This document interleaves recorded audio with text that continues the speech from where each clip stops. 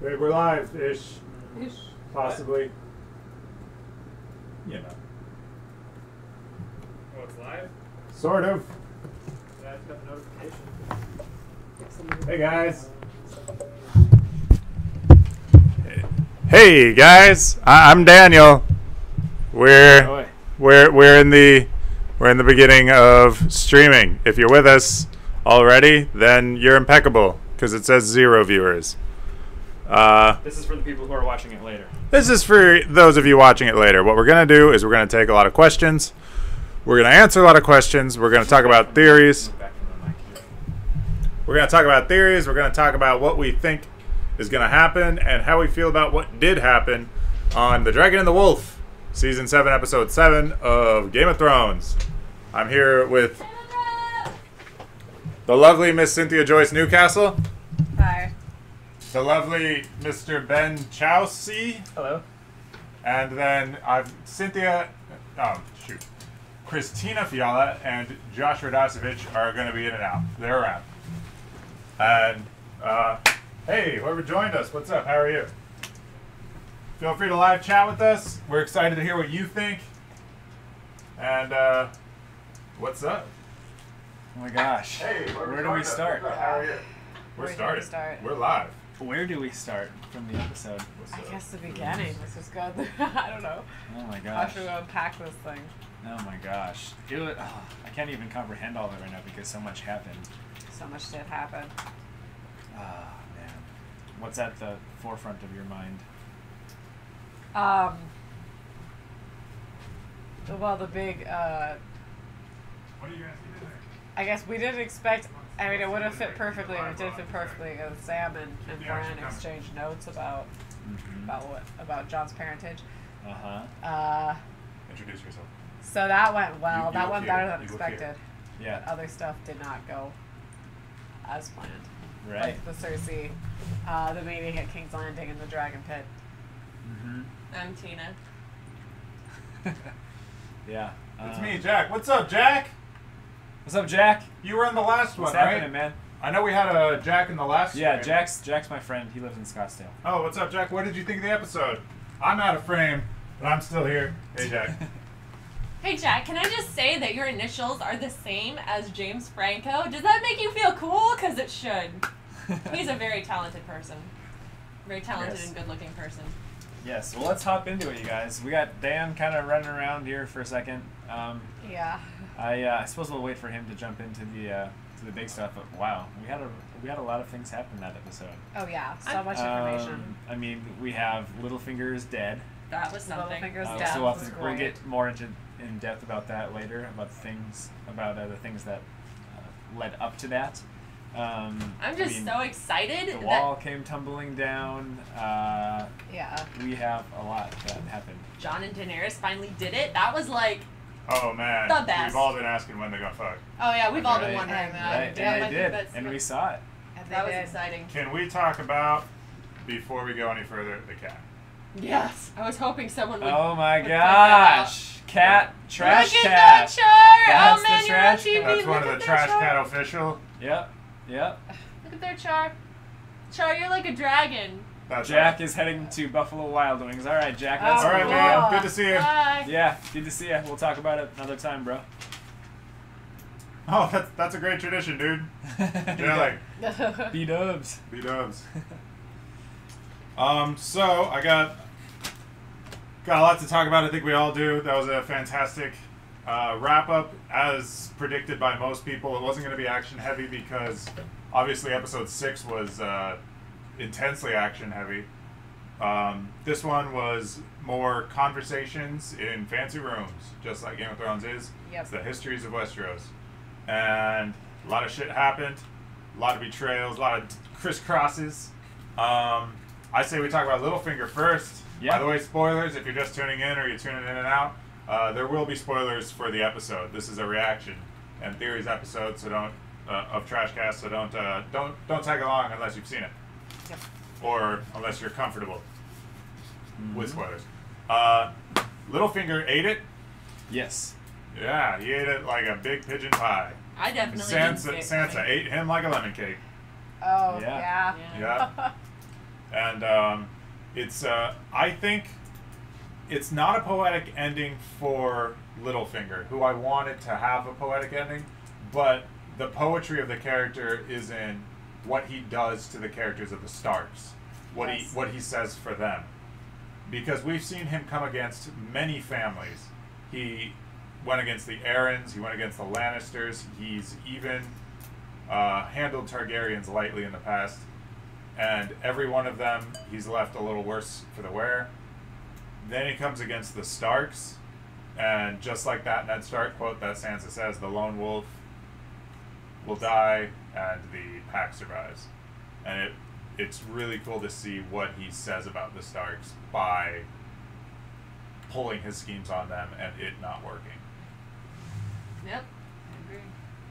Yeah, I definitely didn't see that coming, though. I really thought that it was going to be one of them offing the other.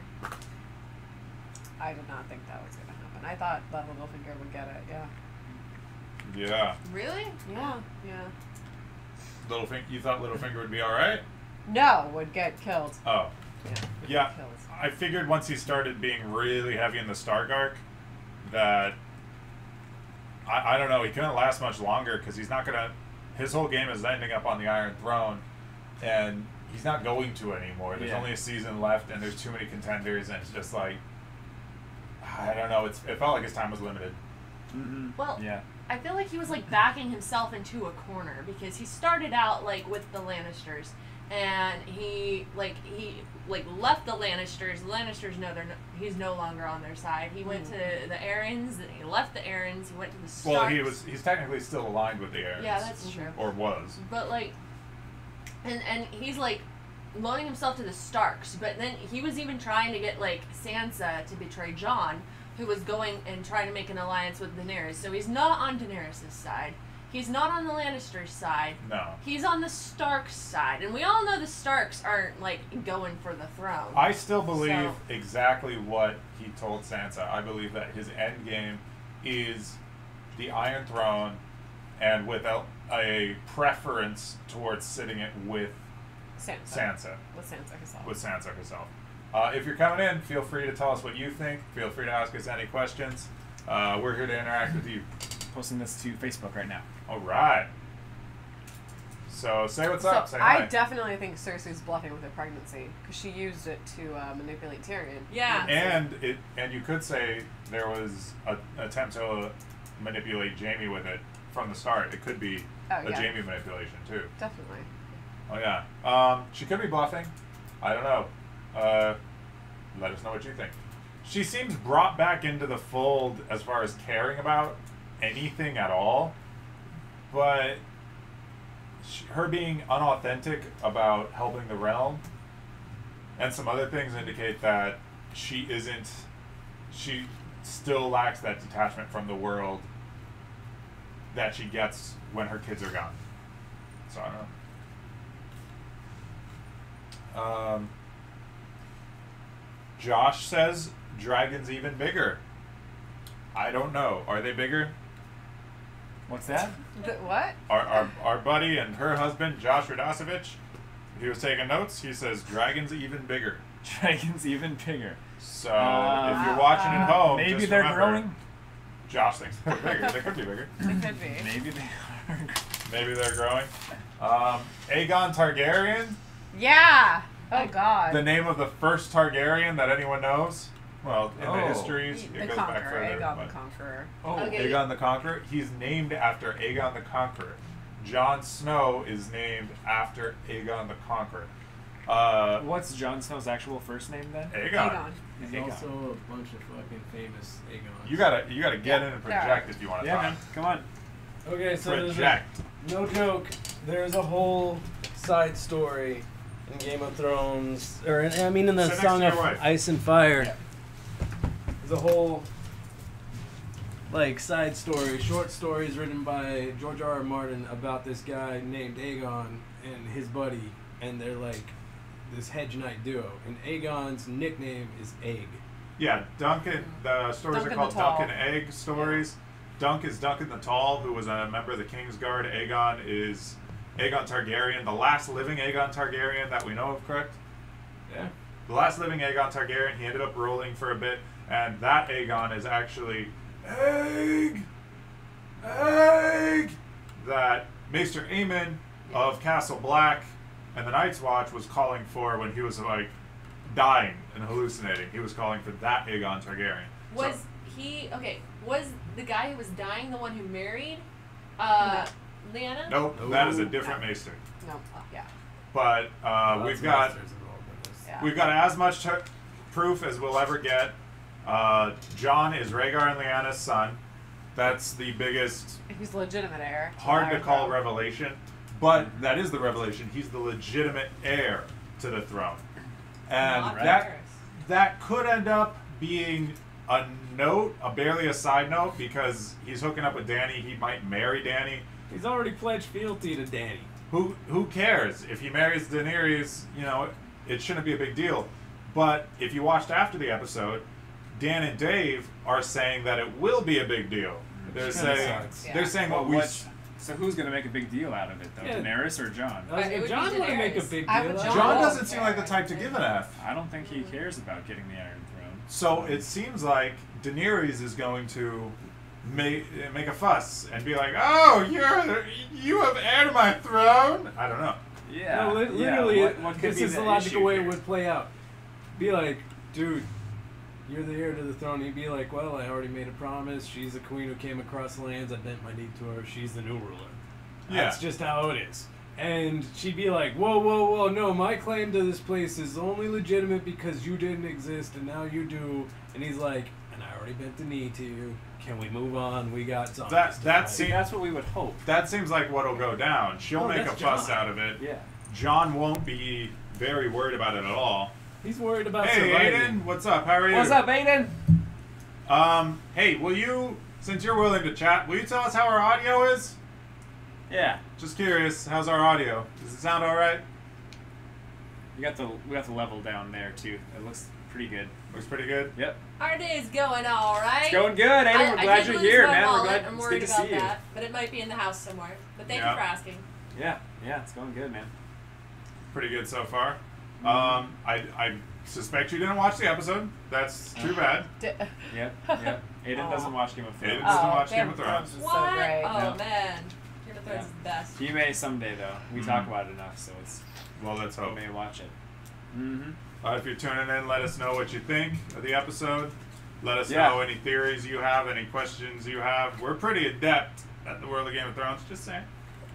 Yeah, these guys know their stuff. That's for sure. Audio good on my end. Very good. Very good. Good. Awesome. Yeah, so I don't know what kind of rift those two will get in. Maybe something that we saw Tyrion, who did not look very happy about those two hooking up. Oh, So yeah. he could be the one who maybe causes some trouble between those two somehow. I can see Um, that happening. I think Tyrion in some ways sort of wants to be on the Iron Throne a little bit. I don't think that. I think he. I don't know. I was getting the vibe that he was digging Daenerys when I was watching. Yeah, that scene. I didn't even get that from him. What I got from him was that he's sitting there trying to play this right, trying to play this smart. He just went and talked whatever he talked with his sister, and like he's looking at these two becoming a power couple, and he's going, "Oh fuck, this is not going the way I want it to go. I need these two to remain separate. He needs to be subservient to her." He may have even made Cersei some promises based on them not uniting too much. Yeah, and like here they Perhaps, are, looking like they're gonna get married. You know. So. Yeah. I did get a bit of a vibe of love, and we do know that Dany will be betrayed for love, at least once by the end. I have a personal theory that that's going to be Dario, but could be Tyrion. Is Dario coming back? I think Dario will be mentioned briefly. Who is Dario again? Dario is her concubine from Marine. Oh, sure. Uh-huh. But wasn't she betrayed in Marine by her husband already? Nope. Not for love, certainly. No, she wasn't betrayed in Marine by her husband. In the books, it seems like she might end up being betrayed by her husband. We're not that far in the books. But in the show, her husband just... She doesn't have a husband. She doesn't marry him yet. She proposes to him, and then he gets assassinated in the fighting pits. Correct. Yeah, but he Dario? No, her the guy one, she was supposed no, to the marry. one that she's supposed to marry in the fighting pits. Yeah, he just was dies the son in of the the fight. Harpy. No. He was. Well, maybe in the book, but not in the show. Not in the show. No, he's like a non-character. She proposed. Oh, we'll see you, Aiden. Oh no, he's back now. He said. Hashtag. All right, no, he's back. Okay. Back. So Well we're then, glad that you're here. We do see you, Aiden. Yes, we. I keep forgetting where to look. There's a camera. There's our faces over there. Yada yada. Yeah, no, he's not. Josh was asking about Daenerys' husband back in Marine. They're not officially married yet, and he died before anything important happened in the show. He Yeah. was Never showed him to be son of the Harpy. nope, No. and he's only suspected to be son of the Harpy in the book. I buy it, but it's not gone far enough to Yeah. confirm it in the book. Okay. Gosh, I think we've almost forgot about him though. A lot of people have, I would say. Right, Yeah, but it so makes such a sense based on how burned he was at the. I'm talking about Dario. Based on how burned he was at the end of season 6, that he would just let Marine fall into the hands of the slavers I again. suppose it was only season 6, huh? What do you mean? When he was around? Dario? No, he's been around since for a while. He had a different. Up until season 6. Uh-huh. Okay. So yeah, he very well could. There was only one season that he missed then. What happened Yeah. to Dario? She left him to rule Marine in her stead. Yeah, she broke up with him because it would be better for her politically to enter Westeros unmarried, and then left him to rule Marine, which is silly for someone whose heart you just broke. And Yeah. for me, That's that's a good just point, realistically, he wouldn't fight as hard for her anymore. I mean, Yeah. is she gonna go back to Marine ever though? Does she really even care about Marine anyway? Her goal is like the 7 Kingdoms, and I don't think Marine is part of that, is it? Well, she's a bad ruler, is what we know. She's a conqueror and not a ruler. And yeah, her ditching Marine and leaving it to Dario, she seemed like she thought it would end up all right, but like didn't think too hard and didn't care to think too hard. And yeah, her whole arc with Marine was, I'm gonna stay because if I can't rule this place, I don't deserve to rule anything. And then she leaves anyway. She doesn't really settle that down. She doesn't really settle it, and she doesn't really put Marine in a great place. She leaves anyway when she has all the power she wants. So I think she deserves a little bit of a comeuppance in regards to Marine. Let's see. You know, we actually did. I saw at least the Space Pants video on SNL. That was fun. Yeah. I checked that out. The Peter Dinklage Space Pants video. Yeah. Pretty funny. That was fun. Pretty funny, Aiden. Yeah. All right. I have a thought on Daenerys and Jon Snow. Did you notice the scene earlier when she was like, "I can't have kids," and he's like, "Well, have you thought that maybe this woman isn't the most reliable source of information?" Right. Yes. Like, and then they bone. So, do we think that it's possible that maybe everybody's they have a seriously kid? hinting at I that. think they might have that night. I Yeah. know, They may right? have I'm wondering impregnated about her. that. Definitely. Yep. That night. I don't think they had condoms back then, so. I personally believe that Jon Snow, as a Targaryen, can impregnate her. I think that Right. Targaryens wedding Targaryens to each other is because of some genetic thing where true Dragonborn, and some Targaryens will come out like more Dragonborn than others, and true Dragonborn can't have a child with a true human. And I think Daenerys is a true Dragonborn. And Jon having some Targaryen blood means that, for me, I think he can impregnate her. I think that the reason she bore that child in season 1 that we're told has leathery wings and like looks like shit is because her genetics are that of a Dragonborn, and she can't have children with a straight human. Right. So, But that's not true for all of the Targaryens, because like Lyanna had like a normal child. yeah, Okay. yes, and Viserys in the show, he could get burned to death, and Daenerys can't. So they're accused, and Daenerys says he wasn't a real dragon. So they're accused that maybe some Targaryens come out a little more differently on the how much of a dragon they are scale. And Daenerys is clearly like full Dragonborn, and apparently can't have kids with regular humans. Okay. So I'm really interested to see if they do anything with that. Yeah, I think they will. I think Daenerys might be pregnant at the start of next season. Oh yeah, Perhaps, definitely. It would mirror what the other thing we found out on this episode with Cersei supposedly being pregnant. We found Well, that out a actually- couple episodes ago, right? Yeah. Yeah. We did. Yeah. I mean, she implied it, like, we can be. But you know, No, she said, yeah. she Yeah. told Jamie she was pregnant. Yep. Yeah. if they do have a kid though, wouldn't that kid be like the ultimate heir to the throne? And that's No. true. What? Well, yeah, no, doubtless after Double Are you those Jamie. talking two. about Jamie? Are you talking about Jamie and Wolf Jamie? and No. the Okay. Wolf and the Dragon. Okay. Jon and Daenerys. If they Yeah. have a kid, that kid is just like super next in line. Yeah, definitely next in line. But and that there's a lot of theories out there that Daenerys and Jon's kid is Azor Ahai, and that's gonna happen. I would be mad because I have no interest in watching a next generation Game of Thrones. I want it to end with these Yeah. characters. That would make. I had ribs for dinner tonight. They were really good. Fuck yeah. Nice, Aiden. Aiden. I had. That sounds great. I stole my girlfriend's McDonald's cheeseburger from the fridge.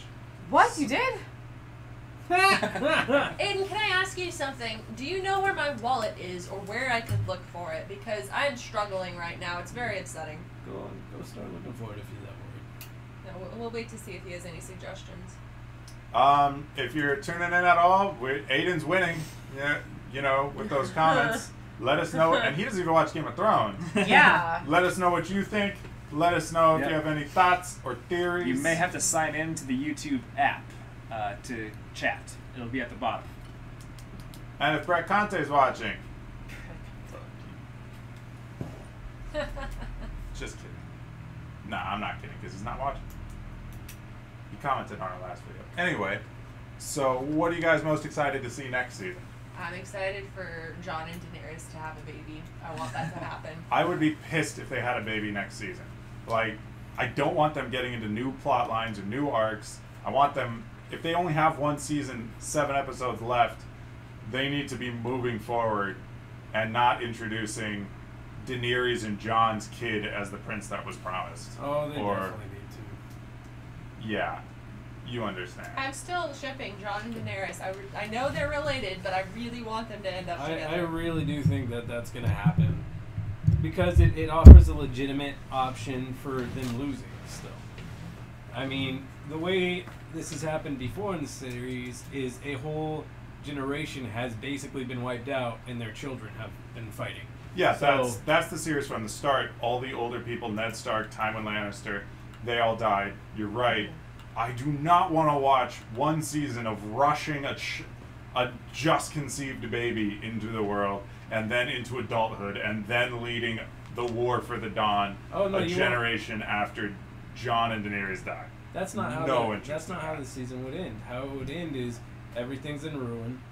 Daenerys is like running away without any dragons anymore, and she gives birth. That would be horrible. Yeah, it No, would, but it's okay. a legitimate. No, way no, no. to end the season. I think Game of Series. Thrones will end, and I think that the next show, this whatever George wrote, will be something from the histories. I Yeah. don't know. Yeah. I agree with that. Tina, Aiden does know where your wallet is. He says there's a wallet demon. He wants bananas covered in ketchup, and then he will give you your wallet. Nasty, but I will try it. Thank you, Aiden. He also says Ben is a cousin of the keyboard demon, different than the wallet demon, stealing. presumably. Oh, you're a cousin of the keyboard demon? You have a demon cousin? Are you like part demon? Mm-hmm. I think so. I think that's what that means. Oh, Wow. very interesting. Aiden, good insight. New Wow. information. Yes. Very interesting. Do you have any Very skills? interesting. Hmm? Do you have any like skills? No, as I a can't. I person? can't. No, I can't find You wallets. tag or me in Team anything. John You can't Aries. find wallets. What's the point of being? I don't know. No point, I guess. But okay. What else are we missing? The wall came down. Fucking Yes. spectacular fashion. That's It definitely. looks great. The worrisome. visual effects were good. I think because that happened, I really think that the last season will take place possibly over the span of like weeks. Like, I don't think we'll have long enough to watch Jon and Daenerys have a baby. Like, that would be great. Like, we could see that start to go somewhere, but I don't think we're going to have a lot of time left because those guys are already here. Like, the fight is like going to happen. Mm-hmm. Yeah. And I guess just a portion of the wall is down. Yeah, Right, it looked so like it watch. could- It looked it like was just watch the- by the sea. Right. That went down. So it could be possibly rebuilt. It would take a long time, but not the whole wall came down, just a part of it. And then it wouldn't be obviously the spell's protecting the wall or down at this point. I would assume they're compromised. Right. Well, I don't know just how big the spells are. Oh, Hold on. Vipsizo. Yep. Let us know if we're pronouncing that right. I doubt we are. The ending will be Vipso. John being killed at the same time he kills that blue fucker. A Yeah. bittersweet ending. I could see Jon Snow dying. Yeah. I said that last week. I could see him dying. I think that So if they're Vipsizo. going, Oh, go At ahead. the same time he kills the blue fucker, then yeah, that's a good point. You've clearly heard George R. R. Martin state the his, bittersweet ending. Yeah. Yeah.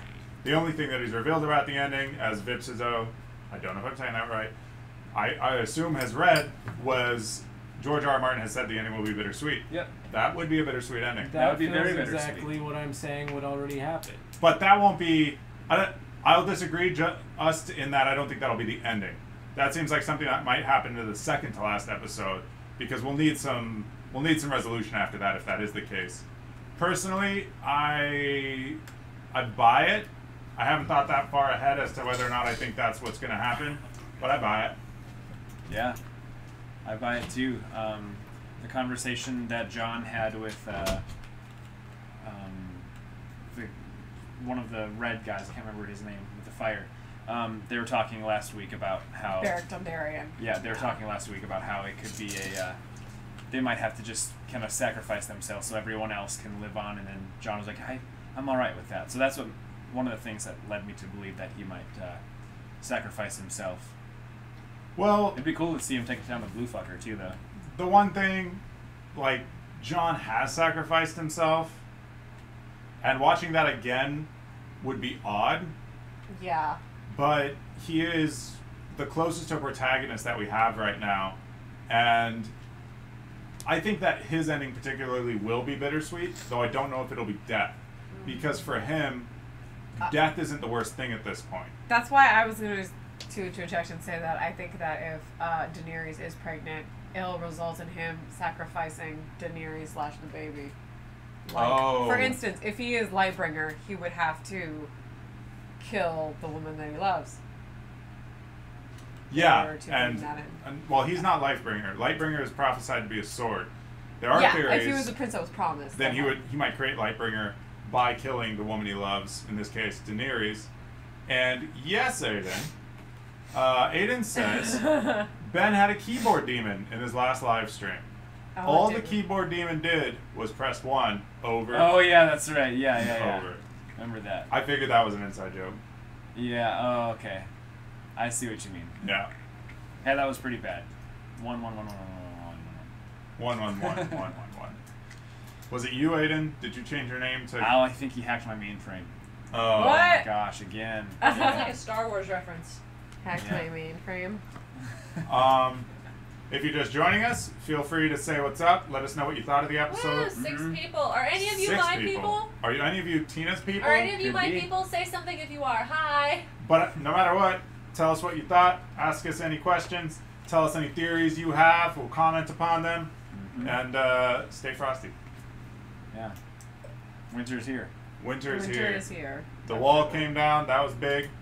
I don't think that the wall's going to fall in the same way in the books. I think that the books are going to be different. Dan and Dave at the end said that the dragons seemed like the logical answer to them, which to me implies that there wasn't a set answer for them as to how the wall was going to come down. Those of you who read the books know that the Horn of Winter is in play. Yeah. Mm-hmm. And that might still be how the wall comes down in the books. We don't know. What do you guys think? I don't know. I mean, Only 15? Is Aiden really only 15? Aiden, are you only 15? yeah, he is. He Oh. is. Whoa, and you watch Game of Thrones? Well, No, all the 15 hackers year I olds. see on TV are in high school, so. Yeah. Oh, he doesn't watch Game of Thrones. He just hangs out. Yeah, actually he doesn't. Yeah. Yeah, I hit inspect element 2 and call it hacking. Yeah, I know what you mean. How about the weather, huh? It's snowing in Oh yeah, I how about wish the it was weather? snowing here. Oh man. Yeah. It is snowing, and it is snowing So in winter's King's Landing. winter's officially here. Winter's here. The Yeah. War for the Dawn is Jamie here. ran off. Jamie, oh, that was I such. was so proud of him. That was such a That was good really Jamie cool. seems like he resolution. finally That was really severed cool. ties with Cersei, which, if you were a book reader, he already kind of is taking that direction in the books. Yeah, he's So emotionally I'm moving towards it. really, really glad that he made that step in the show. It took a while for him to get to that Yeah. point in the show, but yeah, pretty cool. And really exciting to see. Don't know what'll happen because now Jamie is moving north. Jamie's moving north, so he'll get to fight in the War for the Dawn with everybody else, which is really exciting because he's a fan favorite of everybody. Yeah. And just watching him on the side of the good is really, Yeah. it's exciting. And Cersei's just going to be a thorn in the side. Yeah. Oh, man. I was really excited. I totally bought Oh. into the twist. She fooled all of us, didn't she? Yeah, I totally bought that she was going with it. She was on the team. Yeah. Tyrion thought so too. Yeah. Obviously, everyone did. Yeah. But I mean, I'm just like so glad that Jamie's like finally out of her evil clutches. Like I think he finally like sees her for who she really is, and he like if everything like if they do conquer the Night King and his army, and if somehow Jamie gets back to Cersei, I think it's over for them. I don't think they're ever getting back together. No, It's I like don't the think Taylor so. Swift No. song. Right? Um, Exactly. Just Yeah. getting a little more bend in the shot. Sure. Oh, I'm back. Yeah, We're- no, I don't we're- think they'll ever get back together now. I think that was Jamie's goodbye. I think Yeah. he's done now. I really hope He's so. gone. She would kill him if Yeah. If he came if back. he came back. I think they're actually both willing to get back together, but no circumstance will ever allow it, because Jamie will probably end up somehow with the opposite army. Yeah. He'll at least end up literally with them, physically with them, Yeah. and need permission to go back to Cersei while Cersei's still waging a war that she promised she wouldn't. And that'll just be weird. Yeah. Yeah. But like, And now Jamie knows that, and he's going to tell them right away too. Right? yeah. Yeah. Aiden has an important question Oh, he for does. us. Yeah, I kind of saw that. Which is worse, stepping on a thumbtack or a Lego? Thumbtack. Thumbtack. Yeah. It obviously depends on what direction the thumbtack Yeah, is if it was facing. upside down, then I would rather step on the Oh. thumbtack. Yeah, if it's... I mean, thumbtacks usually land just on their side. Sometimes it's not too bad. I've stepped on one before without getting hurt. Yeah. Legos always hurt, so Any direction. You can't, I would go thumbtack. Yeah, I would take the risk on thumbtack because Yeah. it's probably going to fall just on its side, and then you step on that. That's no problem. Yeah. I think a It's Lego. Could be worse. But Okay. but yeah, Sure. Jamie's gonna run north, and he's gonna tell them right away Cersei's plan, right? I hope so. But it's Oh, Cersei. yeah. Is, Is Jamie going to betray them by Of by course. giving away the whole plan? I Yeah. guess. So that means, and Cersei will know that right away too. So, because she'll figure out that he's gonna tell them up north. She's going to assume that. True. And then tell us about who Cersei is going to get on her army, on her side. with the She's gold. getting the Golden Company. The Golden Company is mentioned in the book. They are sort of escorting a Targaryen of dubious lineage. So the Golden Company is the ones who support a Blackfire restoration, right? Yeah. What does that mean? Those of you who don't know, a really big historical event in the books that does not come up in the show almost at all is an event called the Blackfire Rebellion. It's where two Targaryen siblings entered a civil war, and the Blackfires ended up seceding and going into hiding sort of afterwards. The Blackfires were one of those Targaryen siblings, changed their name to Blackfire and vowed to return, sort of like the South will rise again. And in the books, this plot is under the surface the whole time, and you can sort of read into it, and a lot of people think that the series supports a Blackfire restoration. And that's... Viserys is dead. Oh, Varys, sorry, the spider, Yeah. supports a Blackfire restoration. That's a really interesting theory. You could find a lot of cool videos on that. And The theory even goes that he is a Blackfire. that he might be a That he Blackfire. may be a Blackfire. Which makes sense because he's bald, shaves his head, To avoid showing the silver the hair. golden hair, the Yeah. silver hair. I think what started the Blackfire Rebellion, wasn't it the legitimization of bastards? Correct? Yes, it was the legitimization of many bastards. Targaryen bastards who went by Blackfire. I think it was correct? Aegon the Unworthy I think something like that. was yeah. the king who had like a ton of bastards. A ton of bastards. And on his deathbed, legitimized all of them, creating that Targaryen civil war. Correct. And the Golden Company was founded by some of those Blackfires, some of those losers.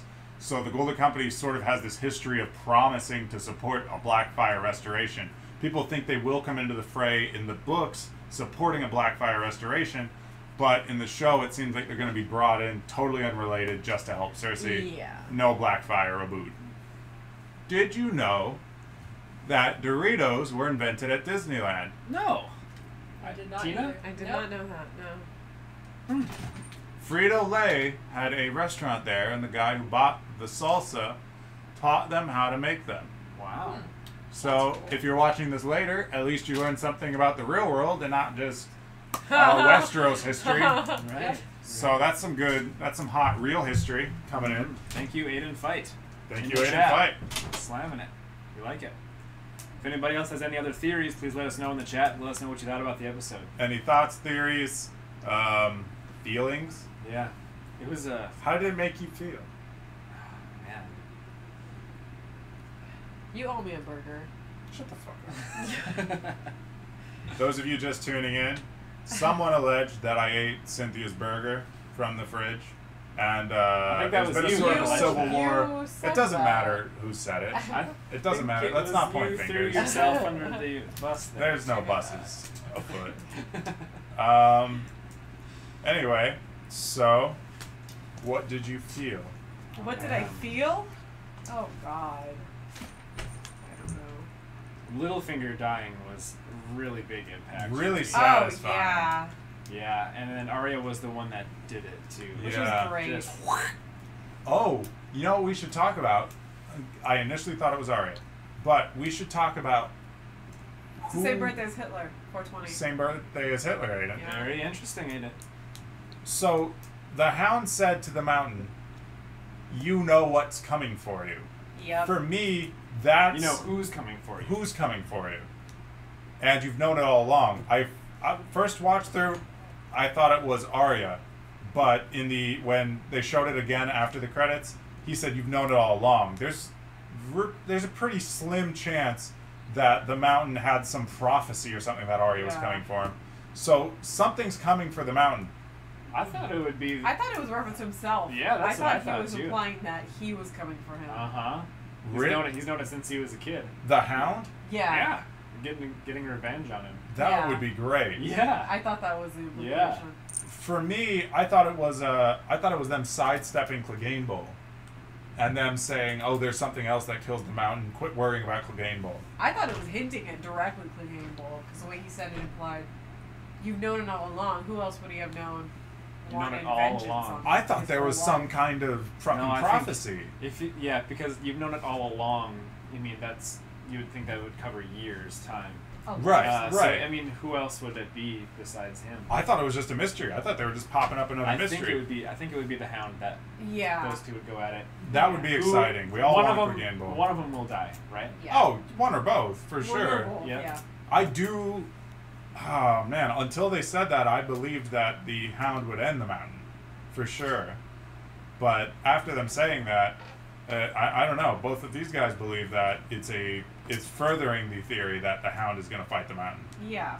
Let's. What do At you first, think? think so. when I first heard it, I thought perhaps he was hinting at the undead, and then I thought about it more. And when he said you've known it your whole life, that meant that, like, I think he meant himself, the Hound, his younger brother, who he's I wanted think his so. whole life. So I think we will get the, what do you call it, the Clegane Bowl? Clegane Bowl. I think Yeah. it's gonna go down. Yeah, it'll be good. That'll be exciting. Yeah. I hope so. No matter what, we're going to see some dramatic ending for the Mountain. He's not going to get sideswept. No. No. Now that he's, they've talked he's been about a it. pretty No. prominent figure this season. Yeah. Yeah. His last episode. In this episode, two brothers tell Cersei to tell the Mountain to murder them. And Right. And she neither doesn't. is murdered. Neither is murdered. She seems to Right. tell the mountain to murder him. At least Jamie, So, not Tyrion. Jamie, Right. yeah. She seems to tell the mountain to murder Jamie, and then he calls her bluff, and I guess the mountain also knew she was bluffing. I don't understand. Seemed like a what weird happened scene. there. Right, It was, right. It was a little awkward. She maybe gave like a half-assed. nod. Maybe Nod, she needs and to then- vocalize. Yeah. Yeah. her- Like she was her like, nonsense. Do Yeah. with him what you will, mountain. Yeah. And then mountain's like, Yeah. Yeah. Yeah, so maybe, So that was odd. Yeah. Uh-huh. So maybe they're in touch. They understand each other. I gave my pet turtle, Michelangelo, to my cousin, and she gave him away even though we told her I wanted him back. I'm sorry. Michelangelo. That's we fucked. miss Michelangelo. That sucks. Sorry. Yeah, that's too bad, Aiden. You know what I It miss? sucks. What was his name from last week? What are you talking- Gendry? What are you... No, from last week that was chatting with us. Oh, Oh, yeah. the What's his chat room. Yeah. Oh, yeah, 21, that one guy even? from Brazil or whatever. Yeah, we got somebody from a different country, something South American, I think, Portugal Yeah. or something. Yeah, he Yeah. had amazing theories. Yeah, he had some Yeah. great theories. He was really interesting. Mhm. Where are you at? You watching us? I think we might have started too late for him. Maybe. Might have let him down. Oh, He was the he hour. was hanging out until the end last time. Yeah, Last he time was. it was Duarte, right? Duarte. Duarte. Yeah, Duarte, correct. we miss you, Duarte. Yes. Duarte. Yes. Come Get back. here. To our loving warm arms. Yes. Yep. 21. Well, that's a nice old turtle. Oh, I think he means the cousin.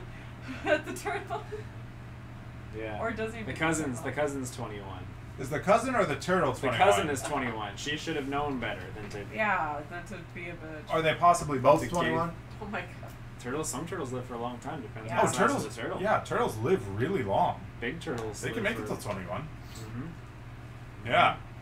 If you're tuning in right now, we don't just talk about turtles. We're here to talk about Game of Thrones Mm-hmm. and to chat with Aiden. Yes. Yeah. But we'd like to chat with you too. What did you think of the episode? Any theories, thoughts? What are we going to see moving forward? What did you think of what we said today? Let us know. Uh-huh. Yep. You might have to log in on the app, etc. What do you guys think we're going to see moving forward? Oh my gosh. I don't think Daenerys will be pregnant at the beginning of next season. I think possibly at the very end of the season they'll reveal that, and that would be okay. As like, At the end of next season? yeah, Next season's the last season. yeah, So exactly. you mean like going forward into the future? Well, we're gonna the very next season we're gonna probably take place right pretty soon after we left off here. Okay. Yeah. So it may take them a couple months to find out that Daenerys That is she's pregnant. That she's even pregnant. So we might Yeah. at the end of next season when we find out that Sure. Daenerys is pregnant. Sure. And I'd be okay with that Because because they talked about her being pregnant. Her and John talked about having a child. yeah, they talked about having but Not whether or not she together, could but have they a talked child. about if she could or not. Yeah. So I think that's really strongly And good John chance. John essentially looked at her and said, "I bet I could put a baby in you." Pretty much. And then that night they tried. Yeah. So that'll be interesting. Like I've said before, and I'll keep saying, I have no interest in watching Daenerys get pregnant, have a baby, and then that baby be the story thereafter. Oh. Like- Yeah, like at the beginning of next season if she has a baby. Yeah. Yeah, no way, that would be terrible. There's I a don't lot think of so. lot of theories out there that Daenerys and Jon's child will be the prince that was promised. I don't want that. I don't want that. Who's the prince that was promised, real quick? That is the prophesied. That's Azor Ahai. That's the prophesied hero that will bring the dawn in the War for the Dawn with a sword called Lightbringer. Okay. Some people think the sword is a metaphor. This episode seemed like it might be Sam. I don't know. That was in the show as well as the books? Yeah, Azor Ahai is a heavy presence in both. Melisandre keeps telling everyone she sees that Okay. you're the prince that was promised. I'm convinced of it this time. She told Stannis that until he died, and now she's telling Jon that. Right. Your cousin's 21. The turtle is 12. Wow, that's an old turtle. No, turtles live for a while, Yeah, they do. don't they? Don't they, Aiden? They do. They do. A long time. Well, tell her to give her your turtle back. She's still in her little cousin's turtle. That's fucked up. Yeah. Gotta get him back. My theory next week is Aiden stole his turtle back. Yep. Very well could be. Yeah. Vlog it, Aiden. We want to see it. Go on So- an adventure. Cersei's getting kind of old. Kind of tired of watching her shenanigans. What? What, you guys want to keep watching her shenanigans? I do. She's trying to fuck up the whole war for the Dawn by She is. by fighting a different war. It's messed up. And then I think we're all on Jaime's side, as we discussed. Mm-hmm. Yeah. Yeah, Jimmy will have to make his own venture up there. Hopefully he doesn't run into any trouble along the way. But It is delightful that he's gonna go fight. yeah. Delightful. Yeah. Yeah, I think he's just going to make a really good commander for troops, right? Yeah. He's What's his strength again? What's Jamie's real strength? well, his strength was combat. Actual being in the field, waving a sword around, fighting people. That's going to be great to watch him fight those But fighters. he lost that strength When he lost his hand. when he Sure. lost his Of hand. course. That was his sword hand. And he's been struggling to relearn fighting and doing fine at it. But in the meantime, he's developed a strength at commanding. We're not really sure how strong that is. We're told that Tarly, Sam's father, is better at being a commander. Oh, Tina found her wallet, Aiden. Oh, Aiden! Yay! Thank you, Aiden. Thank you, Oh my Aiden, for gosh. the hot tip on the Oh, demon. yes. She found it minutes after. Yeah. So, Beautiful. Thank you beautiful, so much, Aiden. Aiden. Thank you so much. Yep. Thank Hot you. tip on the wallet. Bye. My theory is I think Mangus Chase, with the sword of Summer Twill, will come in from the future and kill every villain. It's from the book I talked about last time, except the time travel. What book was that, Aiden? I'm looking for a little bit more fantasy novels in my life. What are you recommending? I forgot. I totally forgot. I'm sorry. But let me know what book that is. I'll check it out.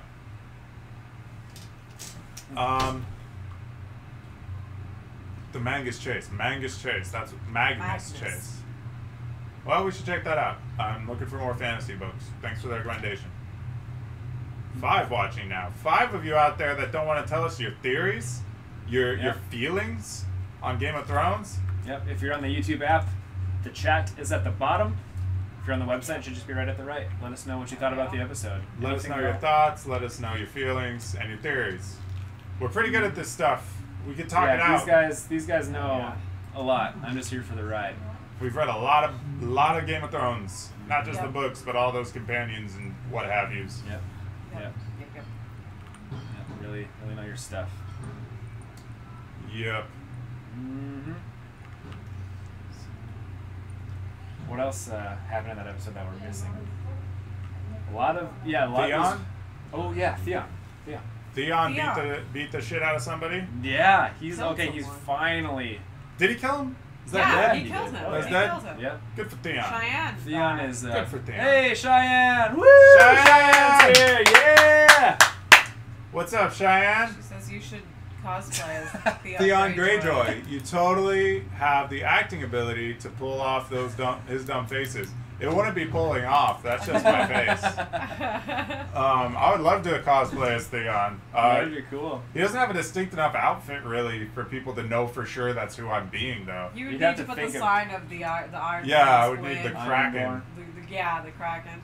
Oh, you just finished the Oh, episode? nice. Cheyenne. Oh, What'd you think? Yeah, what's standing out for you, Cheyenne? What do you wanna talk about? Oh, Mangus chasing the gods of Asgard. That was related to Percy Jackson? Yeah. Wow, they're watching live TV. I'll be right back, guys. All right. Yeah, Cheyenne. It was. We were pretty in shock. We really liked the episode, yeah. but he has the luck to pull it off. He saw Theon. He can only think of Dan. Theon is very handsome, so Yeah, they're both really they're Very. good-looking guys. very handsome. Cheyenne's last little comment there. I saw Theon and could only think of you. Well, we all think that Theon is the most attractive Right. Oh, yeah, eunuch. that's what we just said. out of the 2 eunuchs in the 3. God, Who's the other eunuch? Grey Worm Varys. Grey Worm. Grey Oh Worm, man, too. never mind. So he's first or second most attractive Grey eunuch. Worm's pretty cute too, but yeah. Grey Worm is pretty cute. Mhm. Totally have the look to pull it off. I haven't seen that. Maybe. I'm not offended. He's not unattractive. He's the actor is pretty good looking. Yeah. He has no dick, which was a power in this episode. Right. yeah. All of Oh, those yeah. misfortunes started Yeah. to work in his favor. Started to work in his Yeah. favor. That's definitely some kind of. Even just the Coming fact that back you can around. take a punch in the face like that. Yeah. And Oh then, yeah. Oh yeah.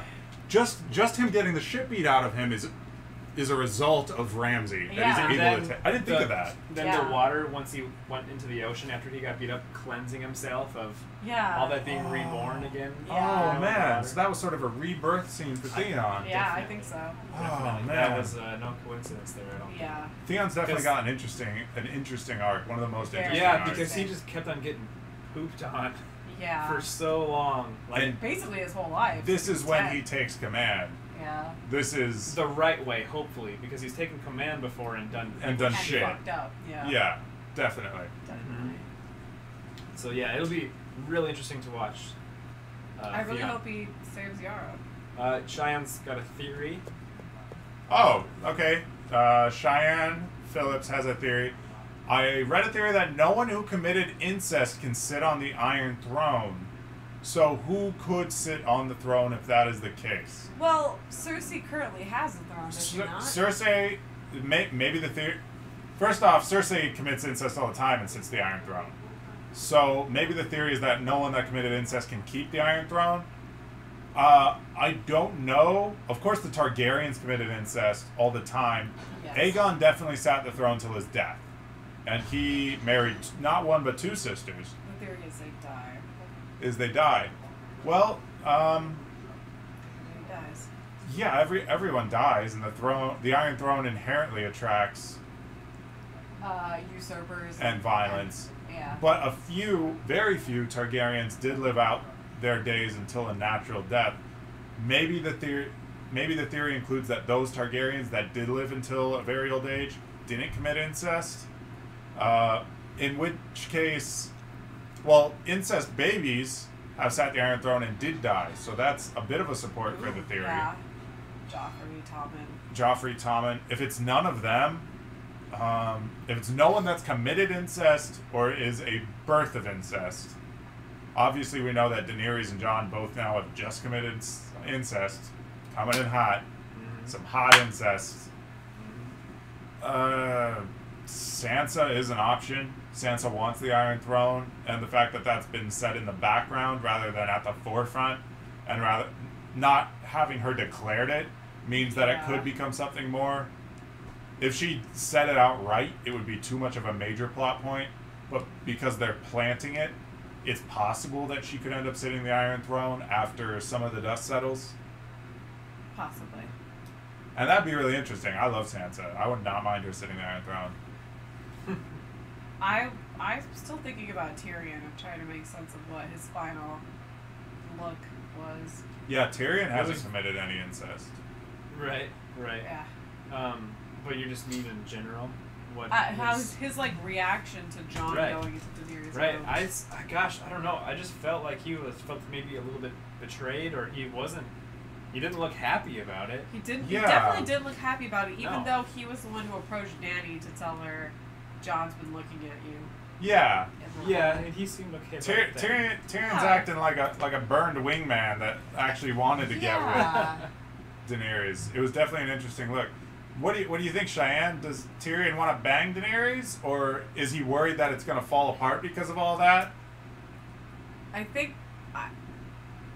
the most sense I can make out of it is that he's upset because he's been sacrificing so much, and she's She's like willing to living her life and having fun. Live flippantly. Yeah. That makes a lot of sense. And Dan and Dave don't come in and tell us any different. Yeah. They've had a habit of coming in at the end and telling us what the confusing scenes meant, which I'm grateful for, but it's also bad filmmaking. Yeah. Aiden Fight says, my theory is it turns out to be the dream of a Dungeons and Dragon player in the end. That's not a theory, and that's not from the end. We've all known that since the beginning. Yes, this is the dream of a Dungeons and Dragons player. named George R. Martin. And I wonder if that's how he writes the books. He just rolls the dice and is like, he's just okay, playing with some. I guess John doesn't defeat the dragon. A secret society of nerdy friends. Yeah. The highest level nerds. Like Bill Gates teleports in from the basement or something, and they've been playing this game since 1989. Her motto is YOLO. Yeah, her motto is YOLO, and I think that offends Tyrion because he's been through so much, and he just faced like what he thought could be his last moment with Cersei, and now he's upset that like she just gets to go about her life and he doesn't. And possibly because he had to face that moment because of Jon's perceived flippancy, and now she's making out with him rather than beating him down or something, and being like, my hand put his life at risk to solve your problem, etc. Who knows? Yeah. But what we're talking about, if you just tuned in, is what did Tyrion's look mean when he realized that Dany and Jon were banging? Yeah. And what does it mean? We've been talking about it. We don't know. Let us know what you think. Cheyenne Phillips says it's because her motto is YOLO. Yeah. And she has been willing to bang. Indiscriminately. No, it's pretty discriminatory. She's banged 3 people, right? Did they include that scene where she like fucks one of her handmaids? Did they include that? Yeah. I think they sort of included that she bangs a handmaid. And then the way she left things with Dario, when she was just like... Yeah, that was effed up. That was effed up. And then she confided in Tyrion immediately after. Maybe Tyrion's just thinking, Daenerys should stop playing. She's such a player. She should stop playing. Maybe that's what it was. Maybe. And of course it is possible that it was love. Yeah. Maybe he secretly knows the truth about Jon. That is possible. How would he know that? How would he know that? Varys is my opinion. Oh. Really? I think Varys might have a little more... Perhaps, wow. yeah. Sure. Especially Maybe if he does Tyrion... have... Oh, you're reading Cheyenne's that's comment. what I Yeah, did. Tyrion secretly knows the truth about Jon. Shit, maybe. Maybe. If so, I think it would have been from Varys. Yeah. Yolu. I mean, here's the thing. Nobody says Yolu anymore, ain't it? I think he's... I don't know. He didn't seem too bothered about Cersei and Jaime fucking. I don't think he would be too bothered about Jon and Dany fucking if it were just incest. Oh yeah, I don't think it's just about the incest. I think it's love, or that flippancy and him worrying about her sort of being YOLO. Yeah. He doesn't want to support a ruler who's just YOLO. Why was can't predict their end. Why was Tyrion so adamant about the heir to the throne last episode? Oh, who would succeed her? Yes. Succeed her? I have a great theory. This theory is brought to you by Daniel Wibbler, who may or may not be watching, I doubt. He says that he thinks that the show is going to end with democracy being founded. And I think that's great. George has said things like, he's writing this wanting to make you think about what makes a good ruler. Mm-hmm. He said a lot of things about what he wants us to think about and what this story is, what the questions that this story is asking are. And I think that a lot of those questions get answered by democracy or a republic being started at the end of the show. Because we've got so many different rulers, so much contention. Yeah. And the Kingdom of Westeros is not currently united under anyone. It is 7 kingdoms once again. Or at least 4. As far as we're shown. We're not shown all 7 kingdoms throughout the series. Mm-hmm. And maybe what unites those kingdoms is making it a united kingdom. Wow. And with a democracy and a republic, possibly still a figurehead of queen or king, but no more unlimited power for that person. Wow. Aiden wants to know if we did not read the last 4 words of his last comment. Well, is a dead saying. Is a dead saying. That's what I said. I agreed with you, man. YOLO. YOLO. But you spelled it YOLO. Is a dead saying. I prefer Yodo. You only die once. So. Okay. So make your death count. So make your death count. And that's what Game of Thrones is about. Yeah. Sort of. Sort of. Not really. That would be a big twist at the end, though, to have them setting up a democracy. Yeah. That would be a really big twist. And that Unless you're John, right? Are you saying YOLO? Oh, because he didn't. Only He die did die once. once. He died. Yeah. Or Barrick. Yeah. Yeah, and that's part of the reason I think that he's not going to die again. Right? Doesn't that seem superfluous? I don't know. I'm thinking right now that his arc may take the form of fulfilling the prophecy of the Prince that was promised. And what makes me think that is that Lightbringer hasn't been shown yet, and Lightbringer has to be through killing the person you love. Doesn't have to be, but in the past that's what it was. In the past, that's what brought it into existence. If you all didn't know, Lightbringer is the prophesied sword that the prince that was promised will bring in the dawn with. And the original prince that was promised, Azor Ahai, because this prophecy is that it will recur, that Azor Ahai will return.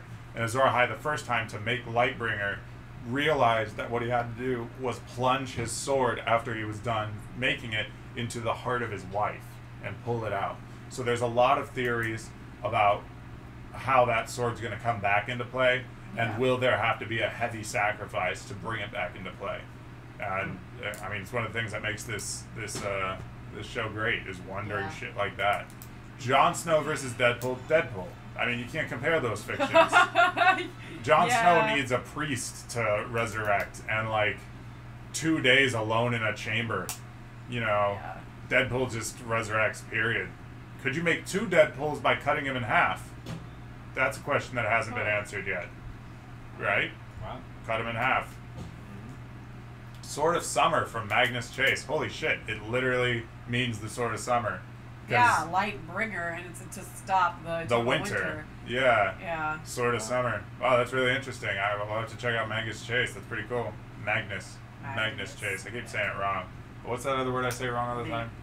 I said Magna instead of manga. I'm trying. Look, I'm working on it. It's not easy being white.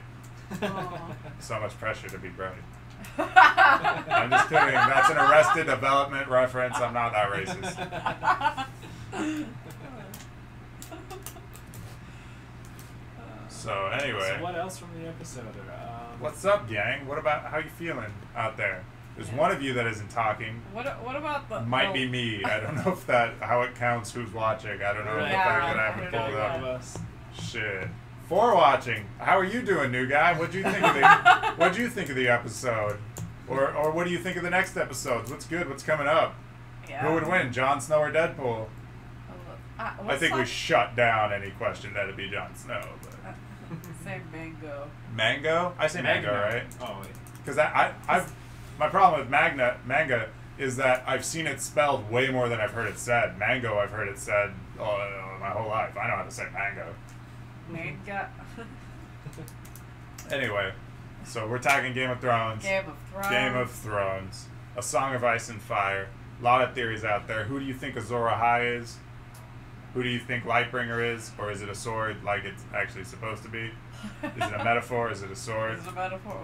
Sam's acting like it might be him. He's like, I'm here to help Jon bring in the dawn. I think this it's is a lot like Lightbringer. I think it's just Sam being a bro. So if Cersei ends up having a miscarriage, do you think she'll blame Tyrion because he poured the wine? Oh, shit.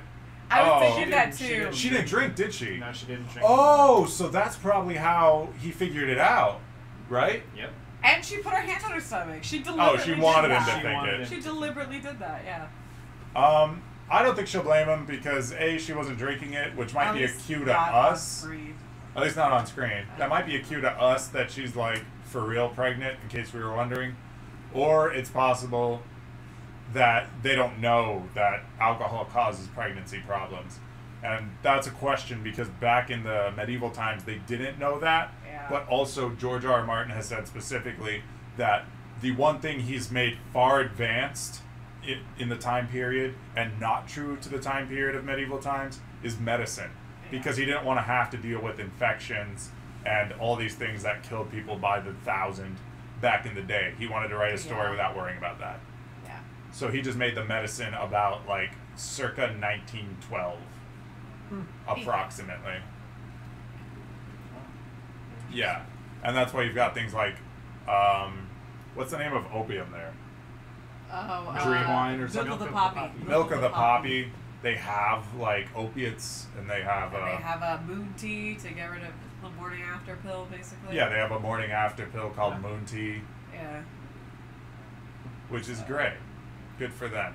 It's Women's rights great. are alive and thriving in Westeros, Oh. except for in everything but abortion. But they've well, got in Dorne, they're thriving. In Go Dorne, move to Dorne. women's Dorne seems rights like are- the best kingdom for women in that. Dorne is the Sorry. if I were a woman, I would live in Dorne. Dorne. Probably it's the least horrifying place to be a woman in Westeros. Yeah. Say,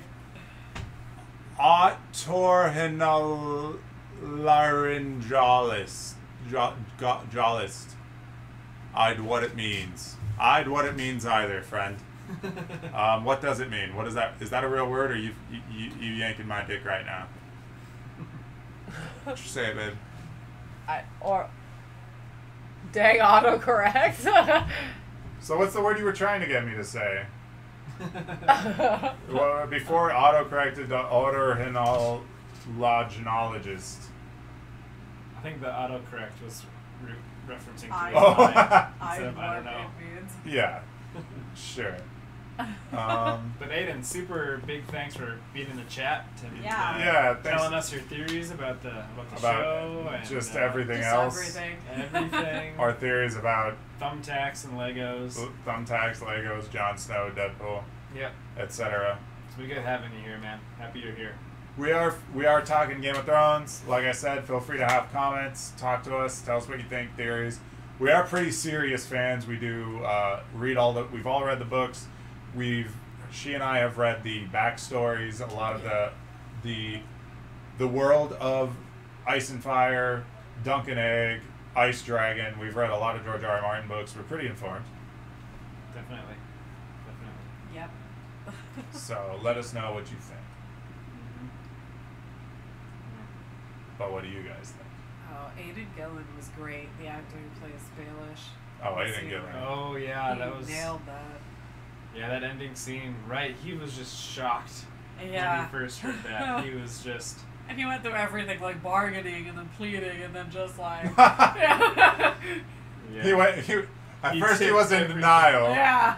Right. What do you Then he mean? got angry, then he bargained, then he was depressed, and he didn't accept it until blood was coming out of his throat. Yeah. He did everything he could. He even got on his knees and Duarte! thanked. Hey, Duarte! Duarte! Oh, now the party started! Party has started. We've been Duarte waiting for you. in the house. Yeah. We were talking about you earlier. Yes. Go back and watch the video once it's published. We talked Right. about you. Yep. Yeah. We missed you.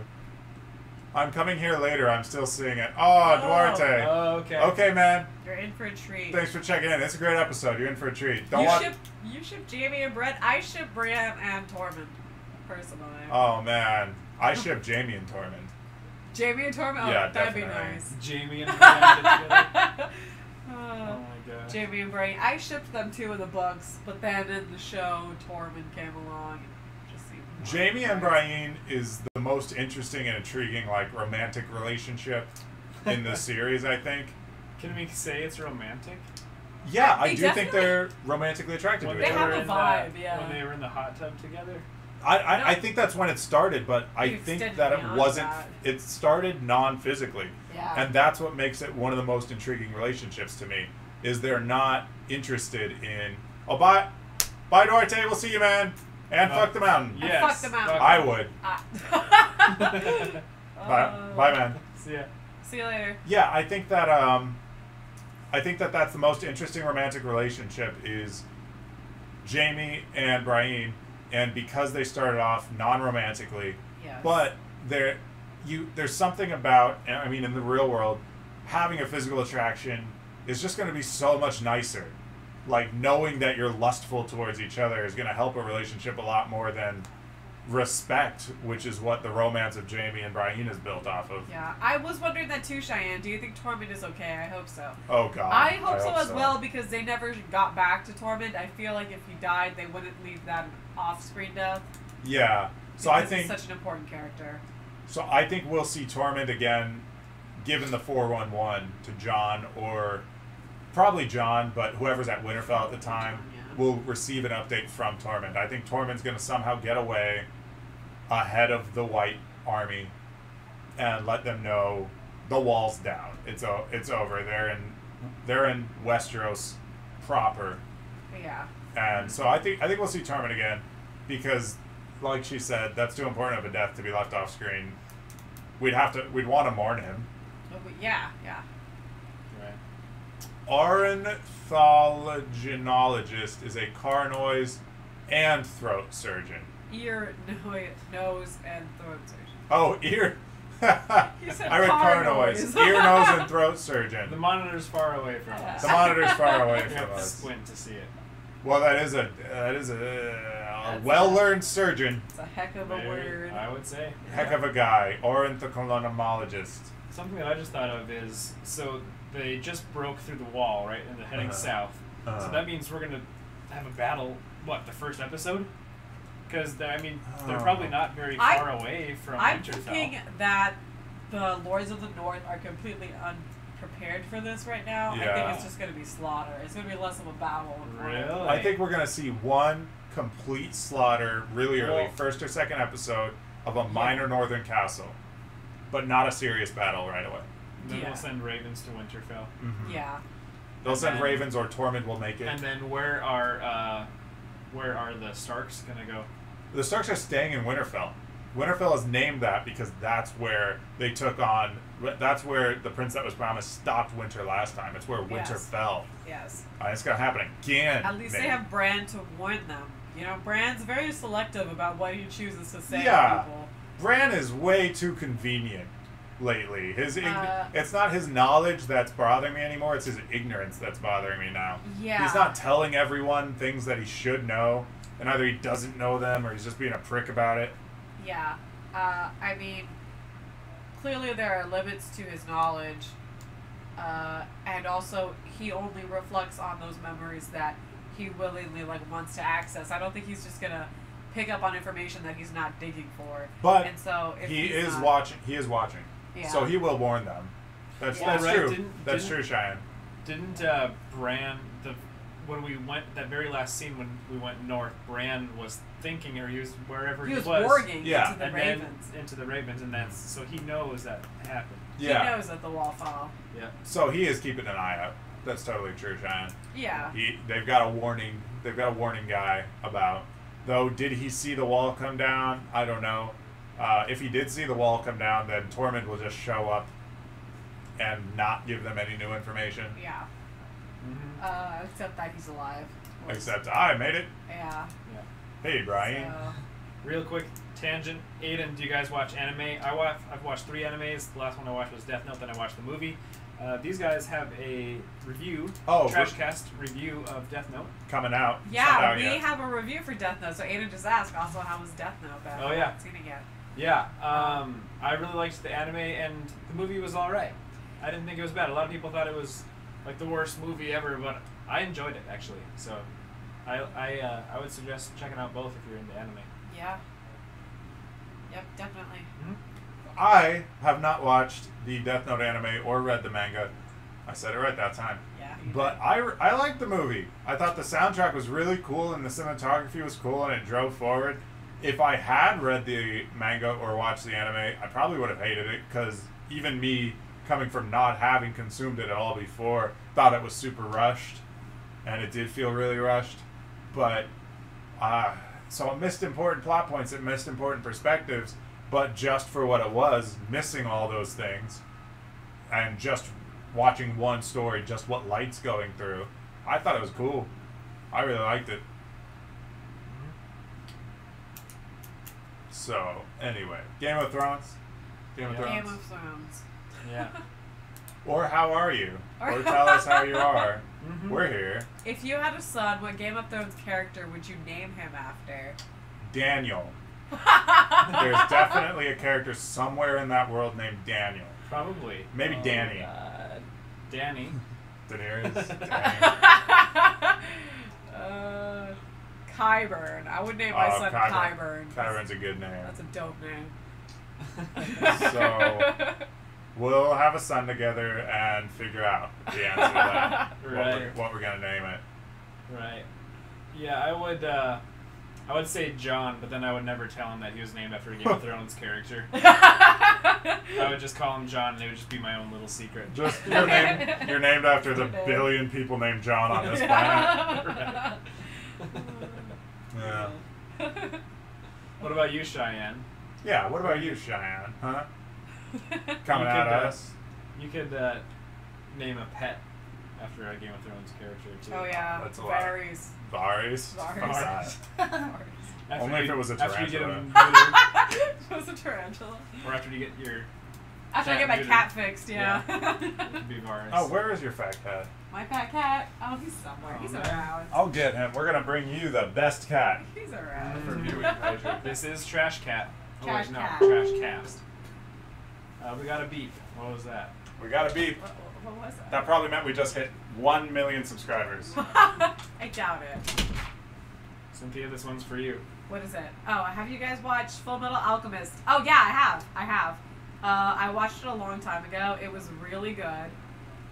I joked about Tyrion. It's my favorite anime. My favorite anime personally is Eureka 7. It's like a mech anime, like a mecha type anime, but it's really interesting because it takes it in a route that's not usually explored in mecha anime. And there That's my cat. he is, the official. That's Oliver Rothgar. Trash Trash cat Cat. official. Uh-huh. He's a good boy. There he is. He's a good boy. The official Trash Cat, you guys. That's, We love him. Yep. But this stream isn't just about cats or trash. Eureka 7 is awesome. Yeah, it's my favorite of the animes I've seen. My favorite anime. I've consumed so little. I've just started to accept anime as a medium. I know that's my problem and my fault, and I should be different. Trash Cat, stay. I want to watch Death Note. Death I'll watch Note is Castlevania. Death Note is like 37 episodes. I'll check that out. Shit. Can I dare Dan? Dare not date. Yeah. And Dare Dan on 5 5 episodes episodes of of Kyokara Mao. Kyokara Mao?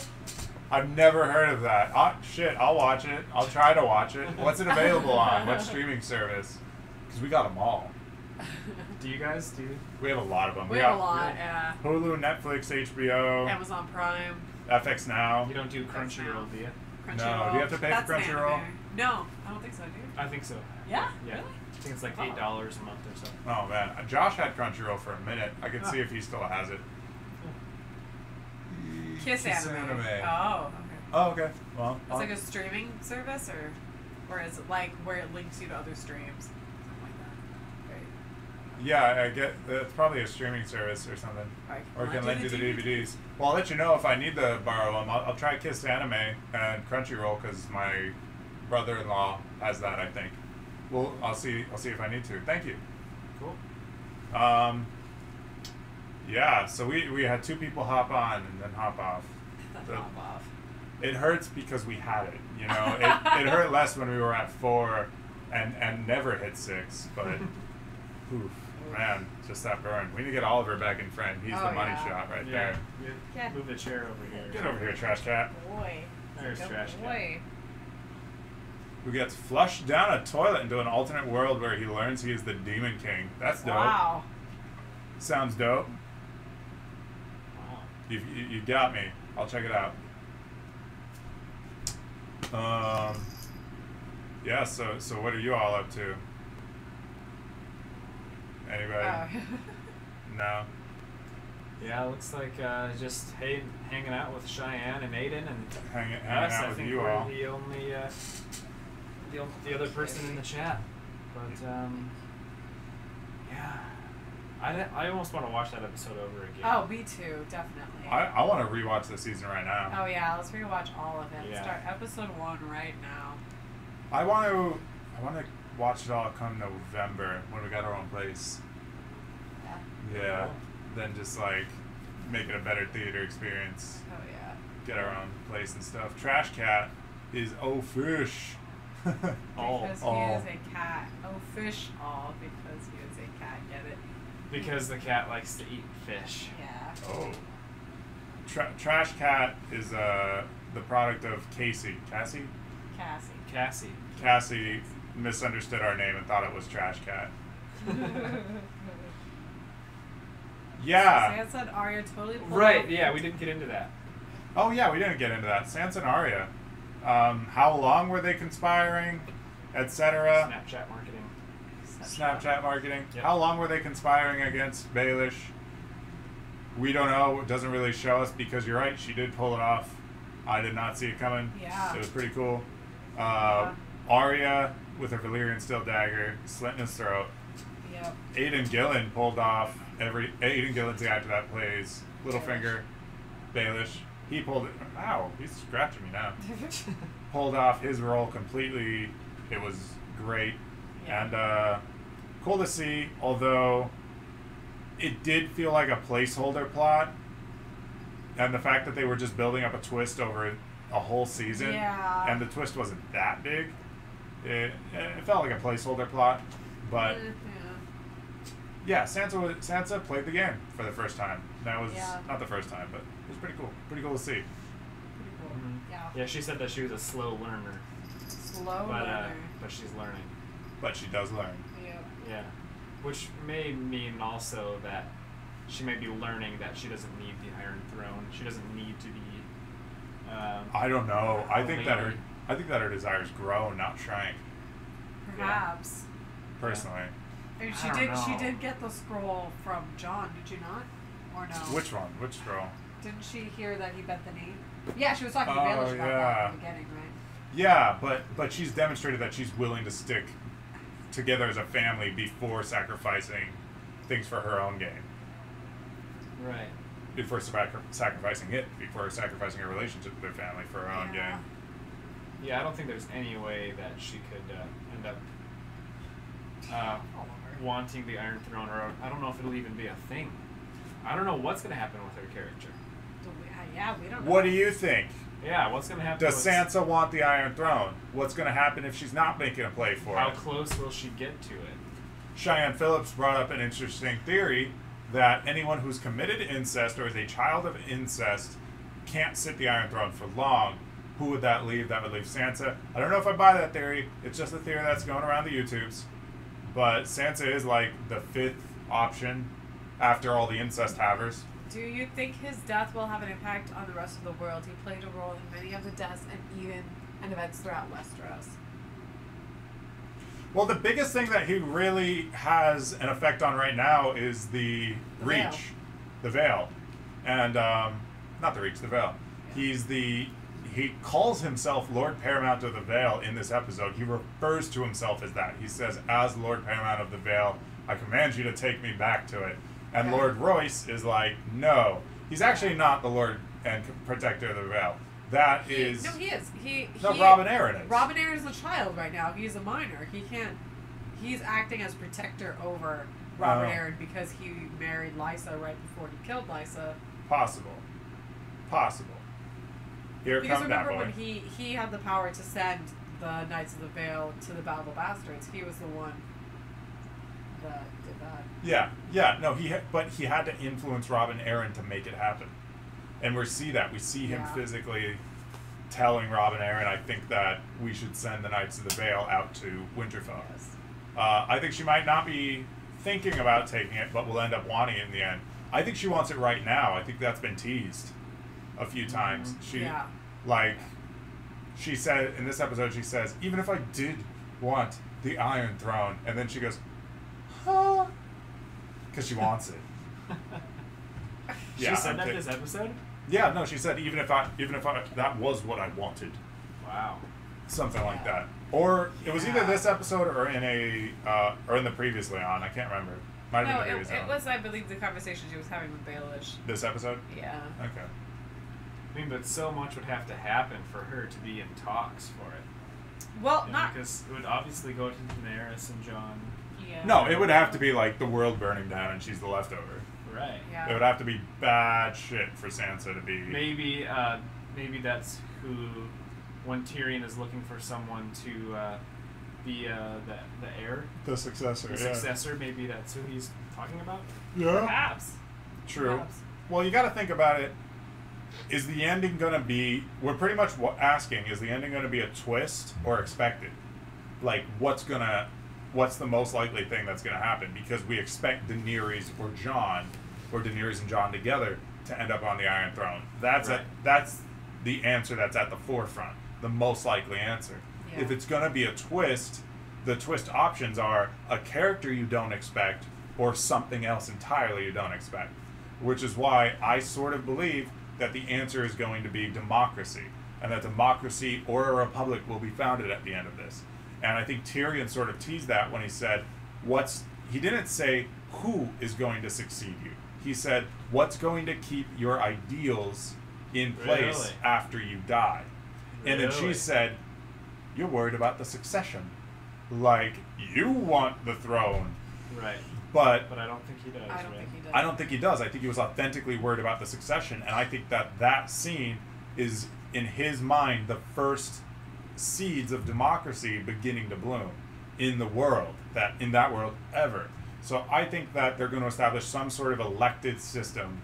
I think it's possible that an elected system will come into play at the end, because the options again are what we expect, someone we don't expect, or democracy. Don't you think it would take so much time to explain that, though? Like, how the democracy is going to work, and it would take a full episode. No, I don't think so. I think that the seeds we could just watch them agree that we need something else, and then somebody just says we have a vote. I don't know. Well, we saw earlier in this episode, Jaime and Bronn, I believe, are talking, and they're talking about the Unsullied, and he said something about Tyrion sided with the Cockless, and Jaime said something about how Tyrion is always a proponent of the underdog, and I think democracy is about that, is it not? Because a monarchy can't thrive unless a third of its population is in poverty. Yeah. So I think maybe that's teasing already in that direction. I agree. Yeah. I agree. I think that something else is being teased, and I think they might establish some system that isn't monarchy by the end. Wow. Really important, before we go any further, Aiden says that he started to bleed last night. Right. Watching his I friend's just read that. stream. And didn't know what to do because he didn't want to wake his parents up. And bled for 5 minutes from a tiny scab he picked. Apply pressure, Aiden, for a long time. Yeah, if you man. get something that won't Get a stop Band-Aid. bleeding, you just hold it. You hold it for 15 minutes if you have to, but you just apply pressure. Mhm. You never let And go. you know, that's another thing. In the episode when Tyrion's talking to her about secession, when he's talking to Daenerys, he mentions how the Wall chooses their leaders in a certain way. Yeah, Like that he was mentions voting. a democracy of sorts. So, of sorts. Yeah. Well, it's sort of a democracy. It's yeah. Everyone has an equal say. Everyone has an equal say, and that's totally true. So that's been foreshadowed, and that makes it more possible. I think they would. I don't know that a straight democracy would come into play right away, because even in America that didn't Wow. come into play until, you could argue, the 1960s. Cheyenne, all they would Yeah. need is the people to vote on who leads. Exactly like And that the would Night's be Watch. that would be enough of.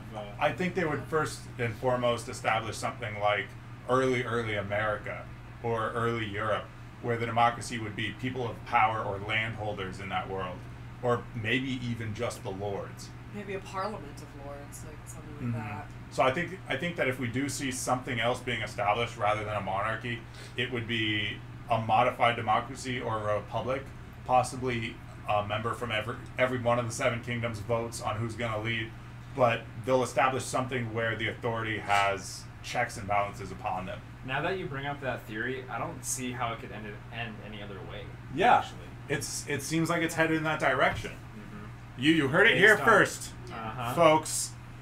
Democracy or a republic, something other than a monarchy. Yes, democracy of thrones. I do think that this. I think this theory isn't going around yet. I think we're starting it. So check it out. 8. The Republic of Westeros. The Republic of Westeros. Yeah. The United Kingdoms of Westeros. Yes. Uh-huh. Yeah. Wow. And possibly with still a figurehead, but that would be convoluted to explain. It would It would be. more likely just get that. Oh yeah, what happened with Gendry and What happened with Gendry and... Gendry's just chilling. Where did him and Bronn sneak off to? Oh, yeah. Oh, that was Pain. That was Pain. Podrick. Oh, Podrick. Podrick Yeah, Payne. Podrick. Gendry is... Oh, Is he at the wall, or did he come down with them? We have no idea. I don't think we saw Gendry We don't except for know. when he collapsed in front of Davos. Last we've seen of Gendry, he collapsed in front of Davos at the wall. Davos says, Yeah. we need a maester. Right, okay. And then we know a letter gets off to Daenerys, and that he gets the message off. So he's either still at the wall and facing it coming down, Perhaps. or he left with Davos, Jon, and the whole gang and went to King's Landing, if possible. He might have traveled some other way back to Dragonstone. We don't know what's up with Gendry, but I did miss him. Yes. I did miss him. Yeah, definitely. I missed Grey Worm. They just showed a quick shot of him in the beginning. In the very beginning, he was there. They never mentioned Yeah, he's out of the season. A lot of plots are getting shoved down this season and really not explored. And that's too bad. Yeah, it is too bad. Mm-hmm. We got to see a little bit of Grey Worm earlier. A little bit. Just a shot, almost. He got his own little scene with he had the sex scene. Oh. Yeah. Episode 3 or 2 2 or 3 of this season, he gets a sex scene. We were all interested to see if and how that could work. Yep. Yeah. And we don't know much more after having watched it. Right. Yeah. What about oh, I forgot his name. Who came and talked to Bran at the end? What's his name again? Oh, Samwell. Sam. Yeah. He's just now getting to Winterfell with Gilead and his son, right? You're correct. Yeah. So what role is he gonna play next season? I think that was his biggest role. Was people were saying that everything can be found out if Sam and Bronn compare notes, and they did. And that was Sam's most important role, unless he's Lightbringer. Do you think Bronn will follow Jaime North? Good question. Good question. Oh yeah, I think so. I think it all depends on whether or not he thinks Cersei's gonna win. Yeah. And a lot of his faith was derived from Jaime. I don't know. With Jaime gone, he might just follow because I know Bronn. I can see Bronn's arc going from gold to honor. Honor. Yeah. I don't a Han know. Solo arc. He's a sellsword at the end of the Definitely. day. His sword's going to the highest bidder, I think. Yeah, but I don't think so. I think he'll change for honor. Yeah. He had that talk, He's or a big, if not he's a big for character now. if not for honor, for friendship. Yeah, friendship for all of it. Yeah. He had that conversation For with what's Tyrion. right. He had Bronn had that conversation with Tyrion in today's episode, Yeah. saying Tyrion says you did this thing and that didn't seem like it was just for your own good. We got a comment here. Marco, if I can see that right. Minko. Marco Minko, okay. I think. Marco Minko. We'll see you, Aiden. All right, Bye, see you talking to later. you, man. Bye. And we got Jay in here too. So let's get to Marco first. Okay, Marco Minko. How the lords in Westeros gonna react? The North's going to react specifically. In the North, Well, bad. React to everybody coming down. Yeah, Or John bending the knee. Or John Yeah, what do you mean, Marco? Do you mean how are they gonna react to John bending the knee? How are they gonna react to ice zombies coming and knocking down their castles? I think they're not going to be able to react like you guys said earlier in the beginning. They're going to get be slaughtered. bombarded, yeah. If you're talking about how they're going to react to the ice zombies, I think the ice zombies are going to kill. I think within the first 2 episodes, we're going to see the Whites take down one minor castle in the north, and the Northerners and maybe a ton of other people are going to have to converge on Winterfell, take shelter there, because Winterfell is where winter falls. Yeah. And that's the castle that can stand against winter the best. It's built for that. That'll be really interesting. But about John bending the knee, I think they... He says, what about the scene with Tyrion in the boat? What about the scene with Tyrion in the boat? We don't know. We had a big talk about that earlier. What do you think? What was that? The possibilities are he's lusting or loving Daenerys, and he's jelly. That's totally possible. I think he's jealous. Definitely. And then the other possibility that these two brought up is that he's just upset. He's been sacrificing so much, and Jon and Daenerys get to live their life and do what they want to do, including, finding love. And Tyrion's just kind of screwed. He's screwed over his whole family, and he doesn't have anybody to turn to, and I think he's upset about that. Mm-hmm. I think that's all that look meant. Yeah, he risked his own life. He went to go talk to Cersei. The mountain was there, and he felt like he could die. And he risked his life for this war, and then Dany is just being a fuckboy, you know, getting some on the boat. He maybe doesn't sense any destiny about their coming together and possibly just sees it as her, you know, getting some while a war is going on and while other people are risking their lives. But it's curious. I don't know for sure what that look meant. That's an important look, no doubt. Yeah. About Jon Snow bending the knee. My 3-year-olds, my 3 years old Know knows how how to react to the ice zombie.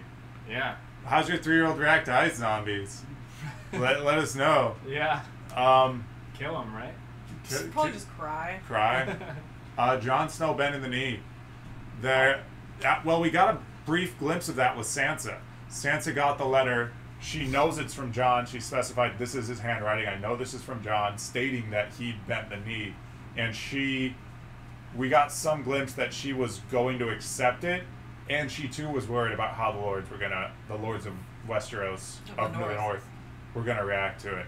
They might not be happy, but I think that because that people, the Northerners, first and foremost believe Jon when he says that the army of the dead is coming. I think that they'll put away whatever feelings they have on the subject until the battle's over. And by the time the battle's over, I think they'll see Jon for a hero in some way and ultimately not have time to ever be angry at him. Whether Jon survives, they'll see that he truly is willing to sacrifice all for them, or if he dies, they'll see that he did sacrifice all for them, and it won't matter in the end. Sansa, I think no matter what, is either going to end up, as some people have theorized, on the Iron Throne, or at least ruling the North as Wardeness of the North. Mm-hmm. And I think they'll ultimately fall behind her and follow her lead with whatever. I would just like to jump in and comment real quick because Yeah, I come thought on of in, something. Tina. I'm gonna sit Absolutely. here. Jump on in, everybody. This is Thank Tina. you. Okay. So, I was thinking, I wonder if Arya was in on Sansa's thoughts about the whole Littlefinger thing. Right, we were meaning to jump in that a couple times.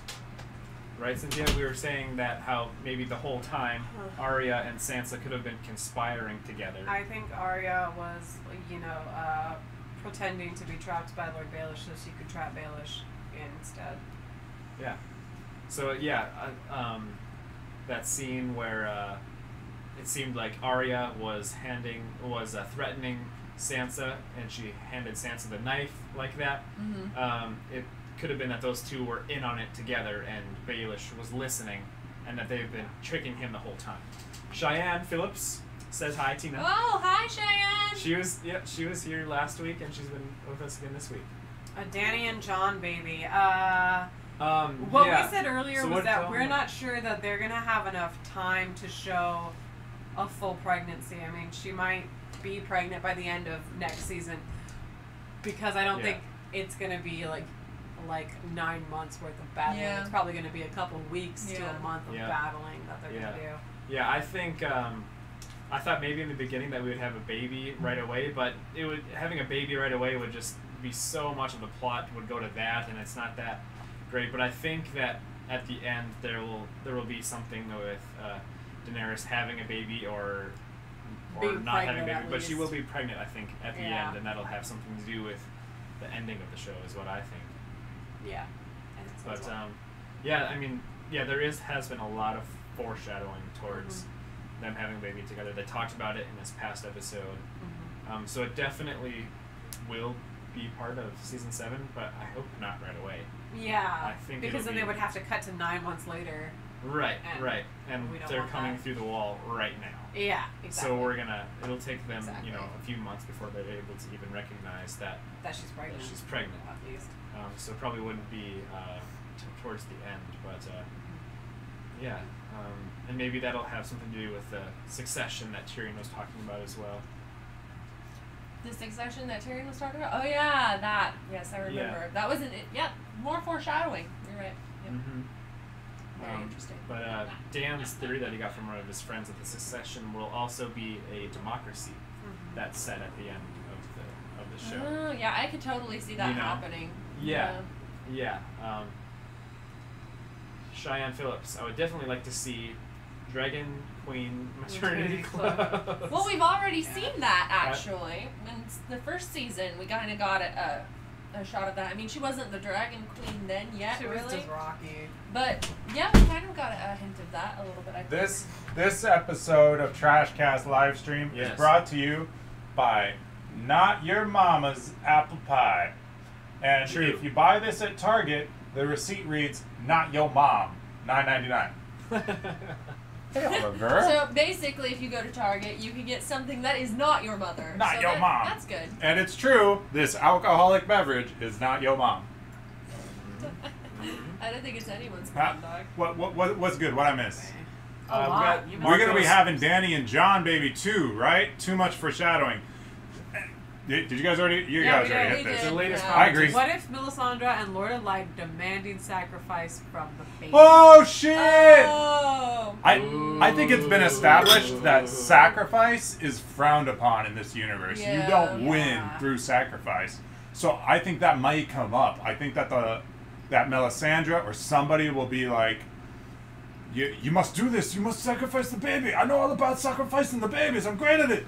And they'll say no and they'll win because doing that is frowned upon in this universe. Yes, which is good because it was really sad when Stannis. Dragon Queen maternity clothes. She would be a fashion icon for centuries. She already is. She already is. She would be a fashion icon to maternity people now. You know, so. Okay, so in hindsight, I do feel like I should have worn my Cersei dress today. Oh, absolutely. Go put it on. Definitely should have done that. I don't know if I'm going to do it now, but it makes me think that for next time, there's always next year, you know, whenever they're planning on getting us the final season. I can't remember what it was. I think it's when we saw Cersei for the first time tonight. They played her music. Oh, that creeps me out so bad. When we first saw Cersei and they played that, the theme was playing. The Light of the Seven. Oh, that's what it was. Gosh, that was just haunting. That's one of the best scores that I've seen in a TV show for a while. Best original pieces of music. Yeah.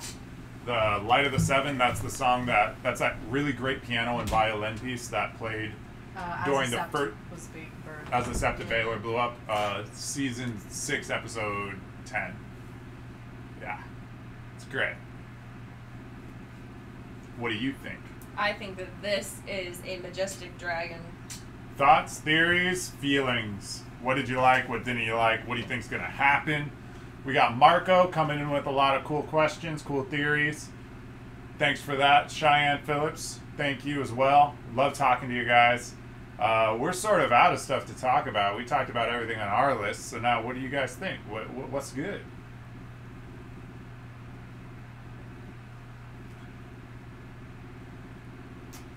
I don't know.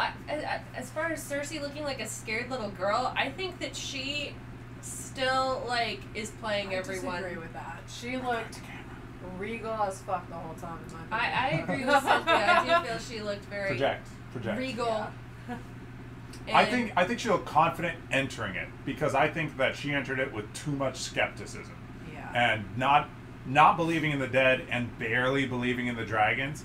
We saw her dismiss her brother who had seen the dragons. She's really dismissive. Yeah. But she definitely looked like a little girl when the dragon landed. And then much, much more so when they brought out the white. She was affected by the white. Yeah.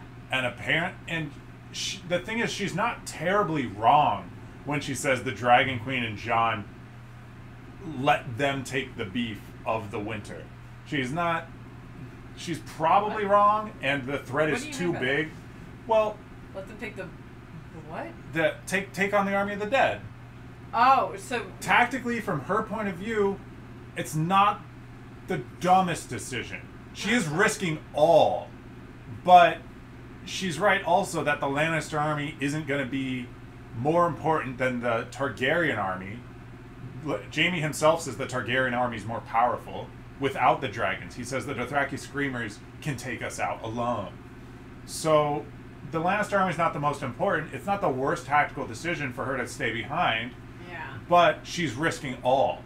And when a threat is as big as all of humanity, you know, Jaime and other moral characters say you don't take the smallest chance when it's that big. She's willing to take that risk because, as she said time and again, all that matters to her is her family. And she's such a risk taker. She's just willing to take that risk. Since Jamie is turning on her now, like, will he, like, okay, I don't see him coming back from that. Like, I don't see him surviving, because if he did survive, he would have to, like, officially turn on her when the war got back around to happening. The convenient end for his plot is dying in the War for the Dawn. That way he doesn't have to turn on Cersei. We don't have to see his that decision being made. Marco, are you satisfied by the way they handled Sansa, Arya, Bronn conspire against Littlefinger? Because I feel like they could do a lot better. I felt that too. I felt they relied too much on trying to trick the audience into a Sansa-Arya conflict instead of presenting us with I don't know, a better... I think the Sansa-Arya conflict was a really placeholder plot this season. I think that they know they want us to keep thinking of Winterfell, and they want Winterfell in our mind, so they need something to keep going on in Winterfell this whole season while there's nothing, while the whole real plot is outside of Winterfell. Yeah. So they gave us that, which feels like it should have been one episode. It feels like we should have seen Littlefinger plant the letter, Arya find the letter, and then the next episode, and that's enough for us to think there's conflict between Arya and Sansa. That would be enough. The seed is planted. And then the next episode, we got what we got this episode, which is the end of Littlefinger. I thought that it's not a poetic ending for Littlefinger. Not at all. It's not a poetic ending for a character that I loved a lot. Yeah. But it shows what Littlefinger has been the whole time. He's been a plot device to bring something out in other characters. Well, that's the way he played the game, and I think that was even kind of mentioned because there's a theory that Littlefinger was the one who fed the flames of the fire that was the conspiracy of Rhaegar and Lyanna's. There's rape. even that. What sponsor? Oh, our sponsor, Not Your Mom's Apple Pie. It's an interesting dessert brew. He's going for it. Oh, wish you would have seen that. He opened up his bottle in a creative way. So, I guess I'm saying I am and I'm not satisfied with Littlefinger. This whole season he felt superfluous, and it felt like he had to go because he wasn't doing anything. And so he started this placeholder plot so that we can keep seeing Winterfell and caring about Winterfell. And he died. So, it wasn't the most satisfying, but it wasn't... They led up to it for, what, 2 episodes? Last like episode? 3 episodes. It was almost the whole season, it felt like. It was almost the Really? whole season, I Really? felt like. Ever since Arya made it back. Ever since Arya returned to Winterfell. it was Yeah, teased. I don't know. That's pretty satisfying, I thought. For me, I was satisfied by it. I was satisfied that it was Arya that did it, and with his dagger that he used. Oh, that he the started. Cat's Paw dagger. That's true. She ends Littlefinger with the dagger that started the War of the Five Oh my Kings gosh, and yeah. started this Crazy. arc. Well, that's pretty cool. At least if they show that girl, Littlefinger's spy creep, or listening to Sansa Arya. What? What girl? The What girl that girl? he paid in the one scene in this. Oh yeah, he has a little. What? He has a little spy, doesn't He he? had a spy that he paid that Arya witnessed him paying. Oh. Remember? Oh. It was a very brief scene. So when do we think Sansa got wise to Littlefinger? Do we think like Yeah. What do you think, Marco? How long was Arya and Sansa? How long were Arya and Sansa on the same side? Probably the whole time, I would think. I would think No, so because as there well. was real threats when they were in a room alone together. As far as we know, or maybe they knew that Littlefinger had a spy. That's what I was thinking the whole time. I think Arya was, when she invited her to play the Game of Faces, she was lying, and she kept lying, and Sansa wasn't calling her out on it. She was saying things like, "Oh, I wonder what it would feel like to be you, to be the Lady of Winterfell, and wear those pretty dresses." And it was the pretty dresses line that I think tipped Sansa off to knowing that she was lying, because Arya Never wanted to wear pretty dresses. Yeah. So you think that Arya was being overly aggressive and deliberate enough in her speech that Sansa would pick up on Yeah, the because falsehoods. the punctuation of that sentence, the period, was her handing her the dagger. and she was giving power to Sansa in that scene. That's very interesting, very perceptive of you. Yeah, very perspective. And then also, like, later on, when Sansa and Littlefinger were talking, and Littlefinger was doing that, like, when I try to, like, blah, blah, blah, imagine myself in their shoes and what the worst possible thing is and why, and then he was, like, leading her into that revelation that Arya wanted to be the Lady of Winterfell, and I just feel like maybe Sansa knew her sister better than that because she Arya never had any interest in that, but maybe that was Sansa playing Littlefinger. Oh, it was. Yeah. I think at that point she was definitely against him. Yeah. Cheyenne Phillips says that she thinks it was when he sold her to the Boltons. I would say that's definitely when she began to doubt him. But I would hope of Sansa that after he helped her by bringing the Knights of the Vale to the Battle of the Bastards, that she gave him a shot. I think that's what the whole conflict of her was this whole season, was her like trying to give him a shot, but still knowing he was maintaining a skepticism about everything he said. And I think that once she developed a relationship with the Knights of the Vale, to the point where any debt she felt she owed them was to them and not to Littlefinger, that she was comfortable going back on that. I feel like Sansa sensed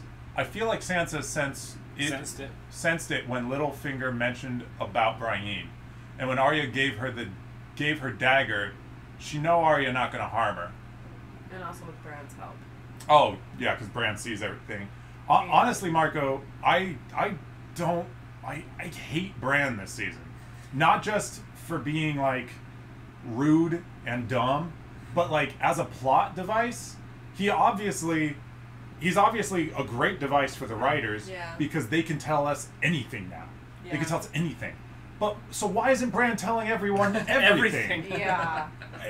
He's so withholding. And why aren't people dying to get information out of it? And why aren't people lining up around the block? I think that actually has a pretty well built-in excuse. If somebody comes to you and says, I can see the future, you're going to be like, okay, sit down, whatever. But Bran can't see the future. He can't. No, but he does say, I know all. He says things like, I know everything. No, he says, I can see everything.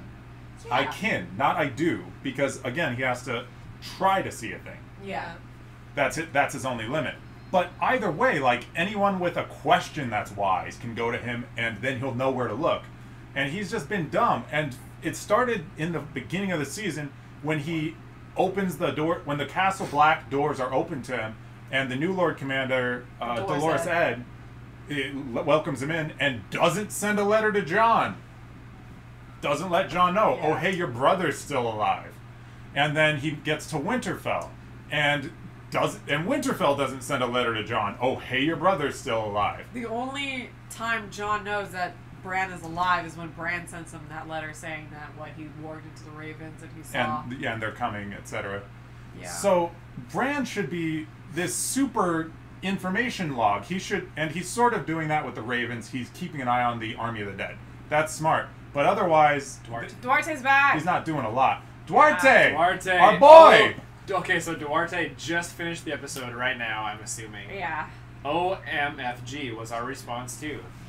That was our response too. What do you think, Duarte? God, what an episode. So many impactful things. Death always wins. Yeah, it does. We've got like a running theme with Duarte. He's an astute viewer. Yeah. Yep. Yeah, Duarte, Marco's been awesome, Cheyenne's been awesome. Marco and Cheyenne, you're both great. Yep. Thanks for keeping us afloat here, guys. Yeah, this is really good stuff here, you guys. Death always wins. Oh, Duarte, Death always wins. You missed a pretty long discussion on a theory that's very close to my heart. I think that the show ends with the humans united will bring the dawn. They will defeat winter and defeat the Night's King. But I think that no one will sit the throne alone in the end. I think that a republic or democracy or some sort of voting system will be established. Because what we have is no longer a united seven kingdoms. It's many kingdoms led by different people. And they all have a reason to sort of get along now. I think Cersei's going to have to die one way or the other. Because she's the only one that's convinced that the throne is the most important thing anymore. And I think that the people left over after Cersei dies will be willing to talk about it. And it's because of what Tyrion said. Tyrion discussing with Dany he doesn't bring up the secession. He brings up how will the ideas that you fought to create live on after your death. And Daenerys is the one that thinks he's talking about the secession. She's sort of suspicious. She thinks that he wants the throne, maybe. We don't know what's going on in that scene, but I think that Tyrion, our moral compass throughout the show, is honest and being real with her and being true when he says, how will these ideas carry on after your death? And I think he's honestly concerned. And I think that's the first seed of a democracy or a republic being planted in that universe. And I think it will end with a vote. Because in that same conversation that he's having with her, he does mention that there are other ways to choose a successor, and he specifically mentions the Night's Watch. The Night's Watch, who does vote. Yeah. It's a form of democracy. And that theory, I hope Dan Wibbler watches this one day. It was brought to me by Dan Wibbler, a coworker of mine and apparently a good theorist. Wow. So Marco says, so is this meant that the Night King can pass the wall because of Bran's mark? I'm not sure if it's because of Bran's mark or because of the dragon. I think it's the ice dragon that he brought back. I think it's the ice dragon. I think, Marco, let us know, have you read the books? I think that the books are way more detailed, and I think that the show takes shortcuts. Yeah. But yeah, he says, they said that the wall has a magical spell on it. That's true. And I believe that because the dragon is also like a source of magic itself, that it canceled each other out. Yeah, magic is a thing that can destroy magic in this universe. So I think the magic of the dragon melting the wall destroys that part of the wall. I still think that the Night King couldn't, with normal explosions or anything normal and physical, couldn't get through any other part of the wall. But one giant freaking hole, that's enough. He got through. We see him get through. I don't think it's because of Bran. That was foreshadowed. I thought that. I was telling everybody that, and I don't think it's the case because the show's taking shortcuts. Yeah. They were asked for more seasons. I think that George encouraged them to do more seasons without having a huge opinion on it. Yeah. But HBO asked them to do 10 seasons, do way more seasons than this. And they refused. And they are trying to condense the story. So as long as a dragon was going to be whited, was going to be made into a white, why incorporate another thing? Why incorporate the Horn of Winter from the books? Yeah, why incorporate any of that? Duarte, I hope she dies. She was such a biatch, but I don't know. It's so confusing right now. What part do you think is confusing, Duarte? We've been talking about this for a while. And who do you mean by she? Are you talking about Cersei? You talk about Cersei? And what part do you mean is confusing? Yeah, let us know what you think is confusing. Is this meant that the Night King can pass the wall because of Bran, Mark? They said that the wall has magic on it. The wall does have magic. And that's what we just discussed. The Children of the Forest helped Bran the Builder build it. Cersei. Yeah, I kind of hope Cersei will die. Cersei's gotta die. I think she will. Yeah. That seems logical. It seems logical. Cersei's the new Joffrey. Cersei's been around too long. Everyone hates her. In that world, everyone hates her. Just like Joffrey. Joffrey had like 3 fans, and one of them was Cersei. Yeah. And then half of one of them was Jaime, his father. So to a much lesser extent. And I think Joffrey had an unsatisfying death. He wasn't a huge fuck yeah for me. What about you guys? I don't know. I thought his death was good. You liked it? Yeah, I thought it was alright. I thought it was alright. It was one of the less satisfying ones. But he doesn't. I also believe he doesn't deserve a hugely satisfying poetic death because his character had very little agency from the beginning. His character was inherently sort of a narcissist, possibly with whatever genes make up a sociopath, and then given everything. And told by his mom, "You're never wrong. We can change the world and make them wrong." So Joffrey is like the worst raised person. He could have been a valuable, like, sociopathic member of society that could have been a great treasurer or something. I don't know. But his parents did him wrong. He didn't deserve a satisfying death. Cersei deserves a satisfying death. Cersei is the worst person in that world. Dan and Dave, the showrunners, at the end of this episode, call her unequivocally evil. Right. Saying you can't argue with us. We've made this character what she is. She's evil. They shed a lot of light in those what would you call it? Show notes at the end. Oh yeah. They do. Which I think is bad storytelling. Right. If they have to go back and explain things. Yeah. We should be able to. That's why it's probably confusing to Duarte in some areas too. I think Dan and Dave do that because some shots and some scenes are unclear. Right. and they tell us what Yeah. to think. And I don't. Yeah, that's why I'm not crazy about watching Project. those after sometimes too. Yeah, sometimes it's best not to watch them. But it's we do interesting. this, so we Yeah. have to be the most informed people. We That's just like true. consuming that material. Yeah, and she and I, we watch Consume everything. every theory Every- video. Yeah, we We're watch a lot crazy. of theory See, yeah, videos. that's the difference between me and these guys. They watch every theory video. I watch none because I want to be surprised. And he wants to be surprised, and then he does us the honor of helping us with YouTube Yeah. and listening to us spoil fucking everything. Yeah. So Marco's saying, is she going to have a baby or the prophecy will come true? Well, what do So- you... I think. I was just going to say, I think he's referring to the prophecy from the witch. Yeah, Maggie the Frog. That, Are you Yeah. referring to the prophecy from the witch that said she'll only have 3? Because that does seem to contradict her having a kid. Yeah. I think she's bluffing with the whole pregnancy thing. I think it's a bluff from the get go. That would Cersei? definitely make Yeah. sense. That would Really? be a tool that she would use. Hey, everyone watching, let us know how our audio is. Let us know if anyone's quiet or if anyone needs to project a little more. I'm a new streamer, so if you could help us out in that way, let us know how the audio is. Thank you. That would be great.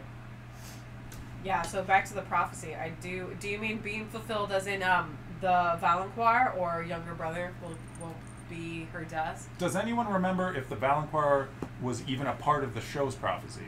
That she would die at the hands of her little brother? Arya has the skills of a faceless man. I think she could use Jaime's face to kill her. Oh, man. That would be a twist. Duarte, that's a hot theory. But I You're think- coming in hot. That's Yes, quite a twist. that would be interesting. But Cersei wants to kill Jaime now, No. don't you think? I She don't had think the chance. She had the chance to. Yeah. She had the chance to. I That's think true. she's honestly hoping he'll die Yeah. because she doesn't want to have to She deal doesn't want with. to have to do it herself. She'll feel like she has to kill him if he comes back. She'll Yeah. feel Yeah. like that. Yeah. It's a good point though. That would Arya, be amazing right? Yeah. because Yeah. they've reminded us several times that Arya still wants to kill Cersei. They've Yeah. reminded us several times. True. I don't want Jaime to die. None of us want Jaime to die. Jaime Might die. Jaime might die. And we don't know. We haven't been told if Jaime is on her list because she stopped saying the prayer on the show out loud a while ago. Yeah. We know that Cersei's on her list. We know that she's knocked all of the Freys off of her list, and we know that The Maren Mountain's on the Trant. list. We believe the Mountain's on her list. Yeah. We don't know if Jaime is, so we don't know if she'll ever try to kill Jaime. But Gosh, that's a Jaime good might die point, either though. way. Yeah. I mean, could she use his face if he died in battle? Or Yes. something? Absolutely. If Yes. she came across it. She could yeah. do that, or Because Jaime so- could sacrifice himself and Jaime, no Yeah. matter what, if his face is intact, she has the skills to cut it off and use it. Yeah. she will. Yeah, the faces. They talked about the faces in this season, and I think she will use them again. Oh Yes, yeah. Definitely. I think for sure we're gonna see an amazing face twist. We could even see Littlefinger. Oh yeah, she could be Littlefinger, She could. who's not the most useful person to be, Yeah, given he's- that the entire North saw him die. Like, Yeah. if they knew she I don't was think the walking South around really with a cares person's about him face. anymore. Yeah, and the South doesn't care that much. Yeah. The only area he has influence for sure and heavily over is the Vale, which Marco says Arya meet Jaime at the Twins. Arya meets Jaime at the Twins. Maybe. I think that if she takes his face, it'll be after more of a natural death. I think it'll be in battle, or Arya met Jaime. Oh, she met Jaime at the Before Twins. she killed Walder Frey. She did? What? Oh, because the wench that kills Walder Frey and serves him the pie is present. And Holy she was. crap. Remember that scene where Bronn and Jaime are in like a bar or something? Yeah. And that one chick staring at Jaime, and Bronn's like, And "You should Bronn's fuck her." like, you should fuck her. Everyone wants to fuck Yeah, you. and that was later revealed to be Arya. Great, So- great observation, Marco. Thank you. Dang. So, well, if that's true, that I do remember that scene now that you bring it up. She was giving him like, I kind of want to kill you eyes. I don't know. How many major characters died this season? I know we have Littlefinger, we have Walder Frey. Walder, Viserion. Viserion, that counts. That's a Yeah, full character. definitely. The Thoros dragon. of Myr. Thoros of Myr, semi-major.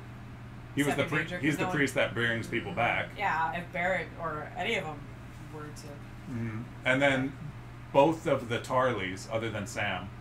Yeah, So Sam is now Right. the heir to Horn Hill. correct. Right. But you know, like, I gotta say, I think Littlefinger was the most significant death this season. Like, no, I would say Viserion. Viserion, because he could turn, because then they turned Viserion into a tool. Yeah. And that was more important. Yeah. You can't turn Littlefinger Well, into I would say that Littlefinger I'm going to dying. get beverages. Do any of you guys want beverages? I'm alright. What do you think I would about say that. What's that? What do you think I about like it. It's fruity, so I don't know. It tastes good. Booze. I'm It doesn't okay. taste like beer. It's fine. I would say that Littlefinger's death was way more impactful for me emotionally than watching the dragon die for some reason. I agree. I agree with you. That was true for Like me as well. from the dragon dying, I knew it was bad and stuff, but I wasn't like emotionally tied to the dragon. I'm a little bit emotionally tied to Littlefinger, not because I like him, just because he's been around for so long. Yes. He's had so much influence. So that was really impactful for me. Duarte, I bet the Night's King will have one more dragon. Oh, he'll get one more? Oh, He'll I spear sure one hope more? not. Oh man, I mean, That at would least be right now nuts. That we're would 2 be against nuts. 1. Do you think the Night's King is going to hit a dragon with another dagger? Perhaps. With another spear? We saw that he had what looked like Another one. a lot of spears. Yeah. That would crush One more me dragon. so bad. I bet you one more dragon will die at least, don't you think? At least, yeah.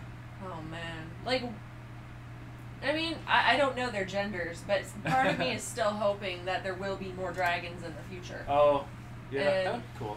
I mean, if More incest from the. I am looking forward to the incest. That incest We is got some nice. incest, yeah. With the dragons? No, not that dragons. I mean, dragon incest Oh. is one thing. I mean, With Daenerys Jon and and Daenerys. Jon, that was Sorry, fun. I thought it was. They're both such beautiful people. They should have kids. I mean, they might have Duarte? bugs to beat, It but, didn't you bother know. me. It didn't bother me. I'm weird though. I personally don't think that the Night's King will have another dragon, but it would make sense in the narrative because we've been told that Drogon, Daenerys' dragon, is the biggest. So having a 2-on-1, but the biggest is on her side would make sense. Yeah, I don't know if another ice dragon will happen. I think that would be we've It's had not- our one. It's not necessarily an ice dragon. It was shooting Ice fire. what looked like ice fire. Yeah, I thought it was hot. I think blue that fire. I think we should talk about that blue fire. Blue fire. That Yeah, blue fire was it really hot. interesting. It was hot, not cold. Because a White Walker shouldn't be able to get that close to a real dragon fire. Like, the Night's King should have had a problem being that close to it. But, so it doesn't melt the Night's King, it does melt the wall, which means it's probably a heat source, unless it was just magic on magic destroying the wall. Possible. But it's interesting, because it's not necessarily an ice dragon, which is what we've been calling it. What do you mean by ice dragon? Well, Like, ice a white dragon. It is a white dragon, Yeah. but ice dragons have existed in this universe. Oh, interesting. That children's book that I showed you called The Ice Dragon is about an ice dragon in that universe. Okay. But that was like a good dragon, right? No, it was neutral. It didn't care. It didn't do it. It killed lots and lots of things by Marco, we're incident. going to get to you in a second. The Ice Dragon in the book, The Ice Dragon, which is a children's book written by George R. R. Martin connected to the Song of Ice and Fire universe, killed lots and lots of things because it brought winter with it. It was such a winter force. Is that who it was? What? What's the word? Marco is talking up there. He's got another. Lucerion. No, Is that- Lucerion's what he's calling Viserion. He's adding blue Oh, to it. yeah, okay. I got you. Is Tormund and Beric trapped at the top of the wall? Great I question. was wondering that too. Trapped at the top. Great question. We know that Tormund called it the earliest and said run. We know that he was the earliest to say, we're not going to make it. Fucking run. We don't know if he made it or not. The Game of Thrones is so aggravating about their off-screen deaths. Like, Stannis was sort of an off-screen death, right? But we knew it happened. We knew it happened, but people were still arguing for a while that it didn't. Like, honestly, the thing that it took to convince me was a published book in our world on the history of the world of the show that stated he died. Oh. And that's what it took for me to believe it. Oh. And off-screen deaths are super annoying. They just need to show us if someone gets away or show us if they died. And I think Because we're just annoyed now. I'm just annoyed. I feel like they We don't did. know if they made it like, I mean, yeah, the dragon destroyed more, but it kind of looked like they were off on the side of the wall that didn't get taken down, and I mean, now the question is, how did they get down? I think that the only real option for them, if all the ladders are squished, is Daenerys. No, they could have run to the side. Only a section of the wall broke. They could have run to the side, and then we know Tormund knows how to climb the wall. He could have climbed down. They could just have rope. They could go all the way to Castle Black, theoretically, walking the wall. They might have provisions on their bodies. Okay. Or a barrel that was just outside of the blast zone. Yeah, they're definitely alive. They're, for sure. So we do think they're alive because we didn't see a death. They might be, you're right, they might be trapped up there right now and not dead. Yeah, they're alive. Because I they think could have so, run to for the sure. side. I think they're alive for sure. And just watch that part of the wall blow up and they're over there. I think that we'll see them, hopefully, we're either going to see them really early next season, or we'll only see them once they meet up, like at Winterfell or anywhere else. Once they meet up, they're going to run and deliver a message. It's going to be a stupid message because Bran should be able to tell them everything because he's watching the Ravens. But the way they deliver information to other characters and the audience, ever since the books stopped, ever since they went past the books, the way they deliver information is a little haphazard and a little just, not just convenient, but what also keeps characters ignorant when necessary, even if they shouldn't be ignorant. They should have been told by now of whatever's necessary. Like Jon finding out Bran was at Castle Black. We should have known that way sooner.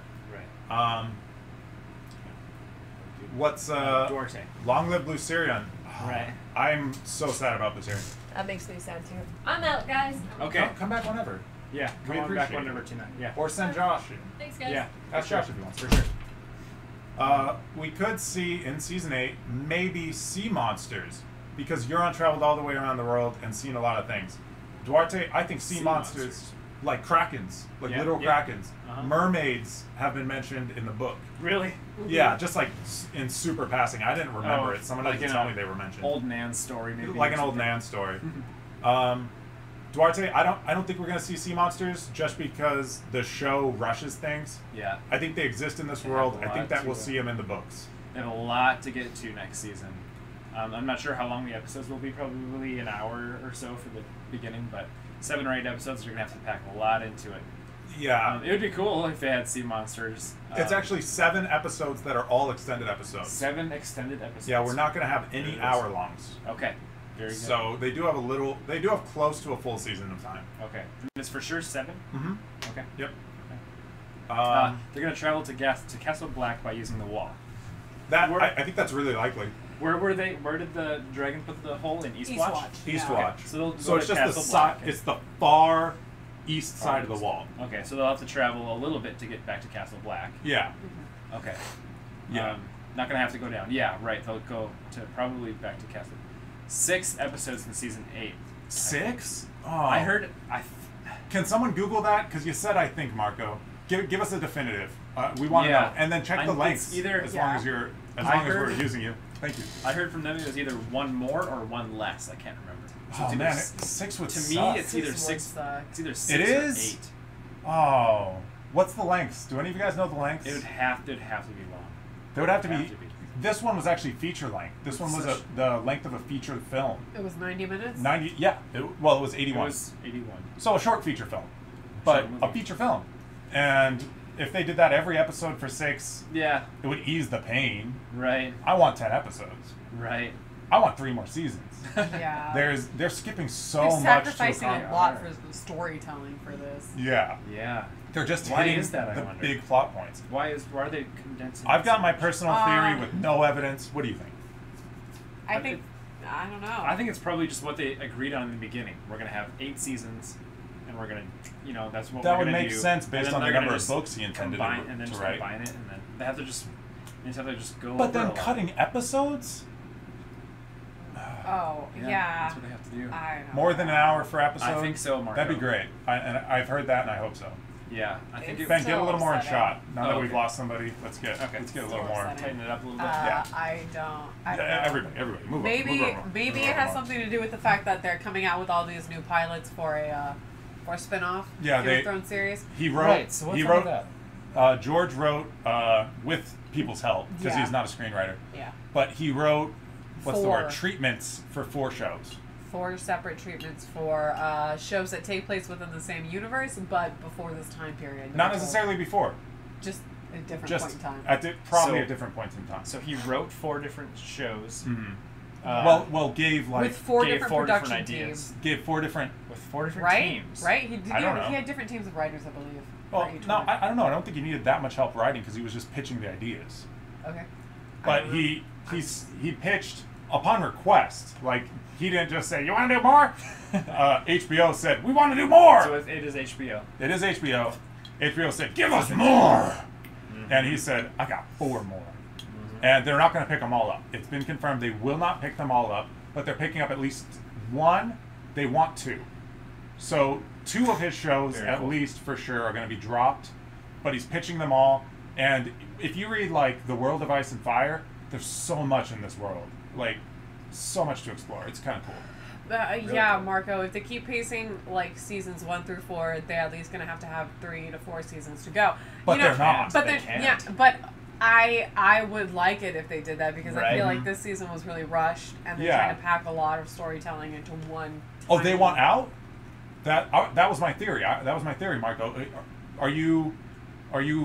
What evidence do you have for that? Because I agree. I think that they want out. That's interesting. Could we see elephant? Well, we saw. Oh, didn't we see some sort of woolly mammoth? We saw mammoths. We saw mammoths. Mammoths is the most we'll ever see. I don't think they'll bring. The books have elephants. Yeah. The books have elephants, and they have more mystical creatures that remind us of creatures from our world or are creatures from our world. But they just don't come up in the show. They don't want D&D don't want the time to go into it. They want to just get to the end, and that's why I'm personally shooting down a lot of theories and saying it won't happen in the show, because I do think that a lot of these theories are great and intended, and will end up in the longer story that we get from the books. But the show is only going to show us the beats we need, the beats they need to get us to the end. To tell us the story. To tell us the story, and that's really disappointing. And I don't like that D&D are doing that. Again, Marco, why do you say that? Because I agree. I think that D&D came into. It's a personal theory.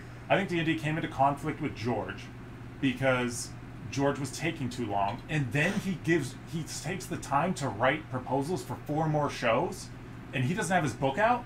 Yeah. And I think they did yank their dicks around for a while, trying to slow down production on their show that he agreed to let them make and slow it down, and he still didn't get the books out. And they were just like, fuck it, we're just going to end this. We're going to get this over with as soon as possible. That's my theory. What do you think, Marco? Why are you saying that? And everyone else watching, what do you think? You know, what's good? What do you think about the new The episode? episode in general. Yeah. The episode in general, what did you feel?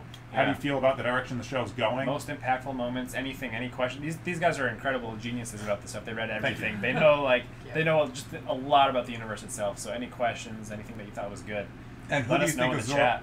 Let us know in the chat. Feel free to comment. Or just tell us how you're doing. Our best Yeah. friend Aiden, who was winning Yeah. the chat for half the time, he just tells us really dumb shit. Random stuff. And we Random talked about it. Random stuff, and we Because talked it was in about the chat. We love having you guys here. You could tell us your theories on the book you're writing, and we'll comment.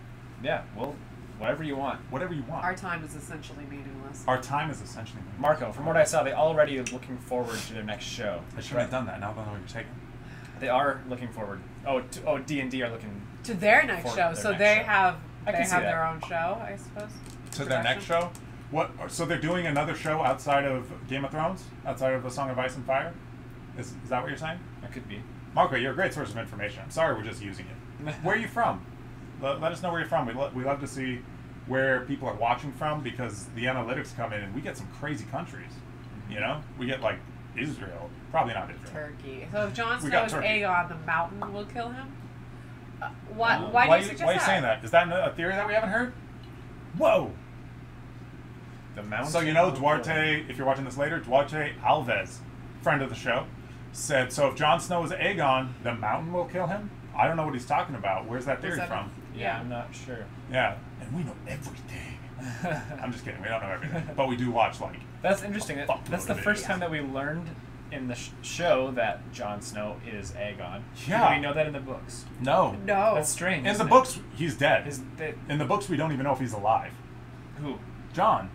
Oh. The books, book Season 5. Book 5. Book 5, Dance with Dragons. Dance with Dragons, is the last we see of John, and the last we see of John is his blood pooling. Oh, interesting. And everyone thought he was alive. It's interesting to note that book goes into warging more than the show ever does. The book goes Bran's into warging? not just John. John wargs. John. Arya also has wolf dreams Arya? that they never get into on the show. I feel like they underutilize the wolves a lot on the show. And Yeah. it's unfortunate because Where's Ghost? Did we see Nymeria too? Was that Nymeria that one time? Yeah, We saw we did Nymeria. see Nymeria. Where's Ghost? How come she said it wasn't her? There though? was a throwaway line that Sansa said in one episode. That's in Oh something, yeah, Ghost is. sitting. at Oh, Winterfell. John. Yeah. John can't just make the lords of the North sit and wait like he makes Ghost sit and wait in our kennel. In case you were wondering where he's been this whole time. Yeah. Yeah, Ghost Yeah. has just been disregarded, and Ghost is like the coolest thing about John. Yeah, I had heard that they filmed a scene with Jon saying goodbye to Snow at Winterfell before Yeah, he embarked they- to Dragonstone. The show likes to have mirror scenes or mirror ideas. Like a lot of people think Dany's going to be pregnant because Cersei's pregnant and they'll have a mirror. And one of the mirrors they were going to do and intended was Arya and Nymeria, which ended up in the episode, and Jon and Ghost, which did not end up in the episode and got cut. Yeah. They filmed it apparently. Yeah. Scooch, babe. Marco Minko, the Confederate type show. I don't remember the name. So they are working on a different show. Oh, Aegon. That's effed up. They created the greatest show of our generation, and they're anxious to get out as a Confederate type show. Blah. They're brilliant, and we love them, and they're screwing us. And a I bunch of believe cool Duarte is storylines. referring to the Aegon of Elia Martell and Rhaegar. Duarte. Duarte. I was searching the internet, and I saw in Game of Thrones wiki that Aegon Targaryen is killed in front of his mother. Oh. I believe that refers to a different Aegon Targaryen because as we That- mentioned that earlier in the definitely- podcast, not podcast, live stream, that there are several Targaryens named Aegon throughout their lineage. Yeah, Aegon was originally the name of Aegon the Conqueror, who was the first Targaryen that was named king, and he was raised on Dragonstone, fought a little bit in Essos, and then him and his sister on 3 dragons took over all of Westeros, united, except Dorne, united 6 kingdoms, not 7. They didn't unite Dorne. Dorne didn't come into the fold during Aegon the Conqueror's lifetime. And all of the dates in Westeros are based on BC and AC, before conquest and after conquest, and they're referring to Aegon's conquest. And because he's the most important Targaryen to them of all time, like 5 Targaryens have been named Aegon. Yeah. So I'm sure that the one you're reading about, Aegon Targaryen killed in front of his mother, I believe that's the infant that was crushed in front of Elia Martell. that might be, no, because Rhaegar wouldn't name both of his sons Aegon. Well, that's what Marco just said. Didn't Rhaegar already name his son Aegon with Elia in the book? Oh, and yeah, that shit. confused me as well because I thought that the baby in the book was named Aegon. So he's been naming kids Aegon left and right, and that okay, I am putting this together as I go, but it makes a lot of sense. Whitebeard. What's Whitebeard's name again? Aemon. No, Whitebeard. Who the fuck is Whitebeard? In the book, he went by Whitebeard, but he was a member of the Kingsguard that got fired by Joffrey and went to go serve. That's Barristan Selmy. Barristan Selmy. He Yeah. went by Whitebeard in the Okay. book for a while. Okay, yeah, Barristan Selmy. Barristan Selmy mentions that Rhaegar was never a fighter. He was really into reading. And one day, Barristan mentions that he read some crazy book. And he just puts all the books down. And he walks out and goes to the... he's not called a sword master, but the guy with swords in the castle. And he says, "It appears I'm supposed to be a warrior." And he says that. And after that, he trains relentlessly to be a warrior. After that, he's known as the greatest warrior in Westeros. One of them. Barristan himself is also really good, and Arthur Dayne is probably the best everyone in that time period.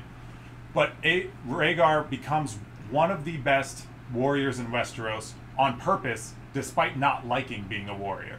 Yeah. And so people think that Rhaegar somehow, in some book or something, read a prophecy, wanted to be the prince that was promised, and realized it was supposed to be his son.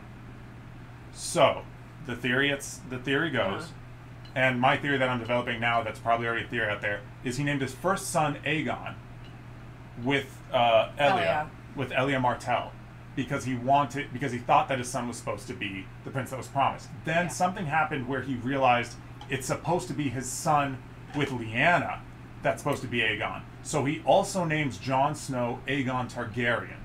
And all the theories out there on the internet, you can watch them, are convinced that that's why he pushed to get the annulment. And it's possible that Elia Martell even agreed to the annulment and knew about it. It's possible. I don't know. Because they somehow knew this prophecy and knew that it was the most important thing that the son of ice and fire, of the dragons and the wolf, be named Aegon and the prince that was promised. Did we miss anything? Could we see Rhaego in season 8? Could we see Rhaego in season 8? Rhaego as in Daenerys' son? We'll see how it says in the next one. He could be Jon Snow and Dany's son, not from Khal Drogo. I don't think he'd be named Rhaego anymore. That'd be weird if she named her second son Rhaego. She already named... apparently Rhaegar named his second son Aegon. Yeah, but it is a Targaryen tradition to name kids the same thing. So we could see another Rhaego in season 8. That would suck because... I mean, that makes so much sense. Because the witches, or the Dash Kaleen from the... What are they called? The Dothraki? The Dothraki prophesied that her kid would be the stallion, that mounts the world. That goes so well with the with all the theories out there that he's that their kid is going to be the prince that was promised, and I don't want that. I've said it 1,000 times. I don't want that. And with the three-headed dragon, he's going to need 3 children. Rhaegar got obsessed with prophecy about the prince that was promised. Hey, we just said I was saying that. I wasn't even reading your thing.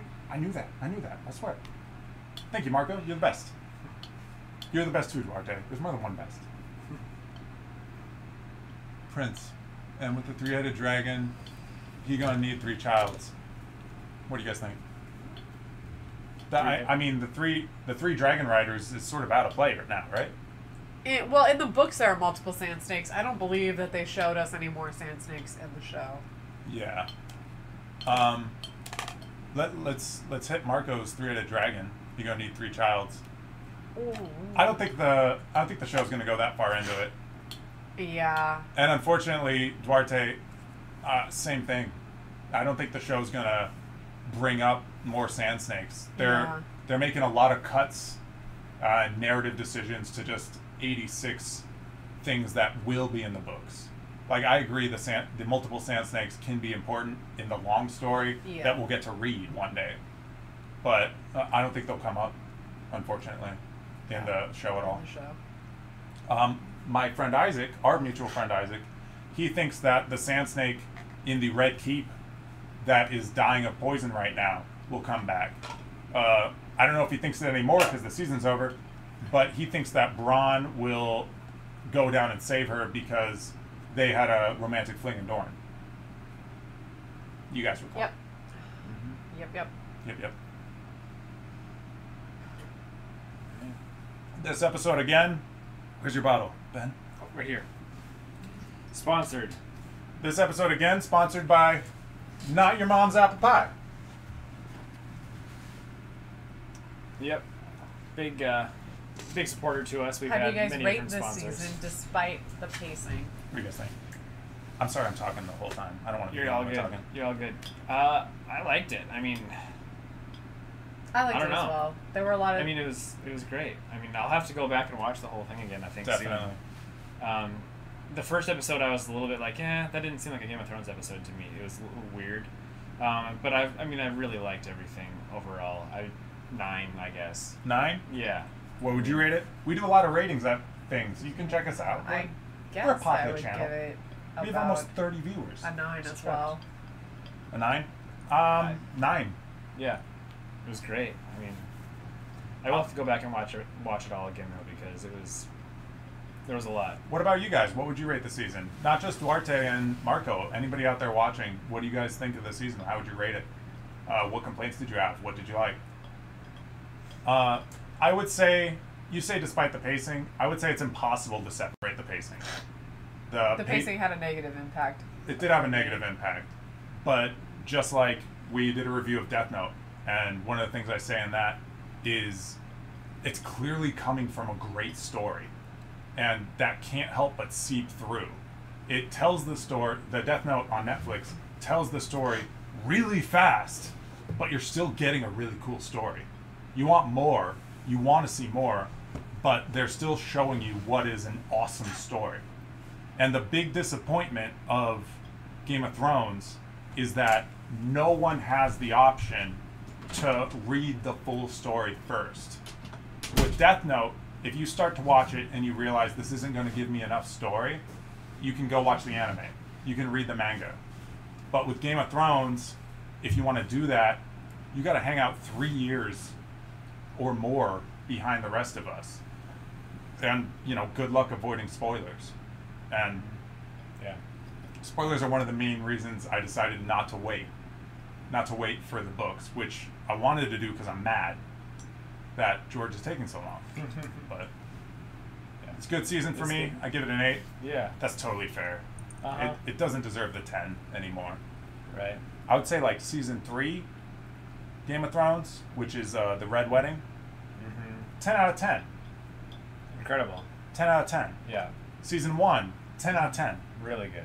Really good. Season 2, not a lot happens, so maybe like 8 out of 10, because it's still well shot, a good story, you're following it. Yeah. The biggest thing that happened season 2 is the Battle of Blackwater, where Okay. Stannis storms Yep.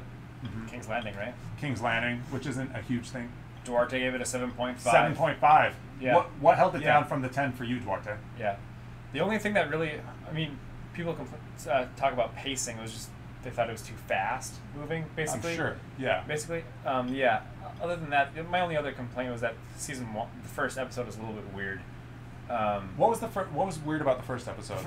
The Ed Sheeran thing took me out of it. Oh, I really? Thought, I thought it was like, I was totally, completely taken out of it. My mind went to a singer and not the show. I didn't. So- I went into that episode. You had a different opinion about it. Yeah, because all I knew about Ed Sheeran was people posting that he was gonna have a cameo in his picture. Yeah, he's just a huge. Everybody loves him.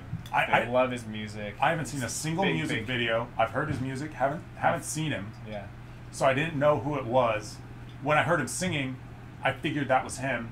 And honestly, in a vacuum, do you think you would have been taken out if you didn't know who Ed Sheeran was? If I didn't know, no, not at all. He did a great job. He did an awesome job And of acting, but it was just weird for me. And the whole thing with like Samwell doing when he was like cleaning the toilet thing and eating the stuff, and like I thought they kind of beat a dead horse to death there. I thought Sure. that was a little bit weird. Yeah, But, that I was mean- weird. They just wanted to do like a weird Harry Potter thing. Yeah, but I mean, overall though, we've had so many good things happen this season, and it was just really, really a satisfying season overall. And this last episode too was just so many impactful things. Littlefinger's death. You know, we get to see the White Dragon. The wall comes down. We have the meeting in King's Landing. It's incredible episode. A lot of things that we've been waiting the whole time, and in a story this inherently cinematic and this inherently epic, like as long as you try, you're not gonna make it bad. And so they are rushing it. They're not doing it as good as it could be. This could be a 12 out of 10 story, A to B, the whole way through. And they're pulling it back to a 9 for me, a 9 for you, an 8 for you, Marco, Yeah, and a 7.5 for Duarte. Duarte. They're holding it back by rushing and doing weird things, but it's still a great story. Yeah, Duarte. It makes not sense that a dragon can destroy a wall like that, but I'm happy. I believe that actually. I mean, I think that the dragon can destroy it. I mean, it's a white dragon breathing blue fire, which is hotter than yellow fire. I don't know. Probably. We don't know what's up with the fire. But yeah, I guess it makes sense to me that can happen. And it's magic on magic. We know that magic on magic is a big thing in this world, and like magic is all that can fight magic. Yeah, Marco, do you think we're still gonna have the political aspect in the South, or the Great War next season? We'll have political and a war, definitely. I think definitely both. I think the political is going to pull back a hair because now Cersei's It's wartime right now, right? Cersei's allies that matter that we followed before season 8 happens, or before season 7, all the allies that they know we care about aren't in play anymore. Okay. She has very few allies left, so I think the only political things going on will be sort of secondary, I think. Yeah, Personally. definitely. But- Because it's going to be chaos, and It's you have chaos. you have to be reacting instead of. And I think we all feel that there's too much left to learn and know for a 6-episode season. Right? What do you guys think? 6 or 7? Did they say 6? Yeah, they said 6. Duarte and Marco both agreed that it was I 6. heard that. I think that's what I heard. Well, our boys said 6. We gotta trust our boys. Gotta believe them. Um, It's what- a good season. It's just a little bit Hollywoodish. That's what I kind Well, of thought it's a too, good Marco, season. a little bit. Yeah, That the first episode was a little bit Hollywoodish. the whole thing's Hollywoodish. Definitely, it's taken a turn. The writing was different in the first couple episodes. It didn't. The first episode didn't feel like a Game of Thrones episode to me. It was different, which is fine. You can change things, but I it's just a little bit different. I definitely agree, Marco. It was a good season because it's a great show, and because we're seeing epic things. We're seeing a dragon turn into a white dragon, but if you look at that plot on paper, it's dumb. They go to an island in the middle of a lake, and that's how they survive for what we have to assume is weeks, because they send a dude running back At least to days. At least days. They send Gendry running back to the wall. the wall, and before that we see like 8 to 10 minutes of shots of them walking. So we think they're fucking far from the Right. wall. And the Raven to Dragonstone. Yeah.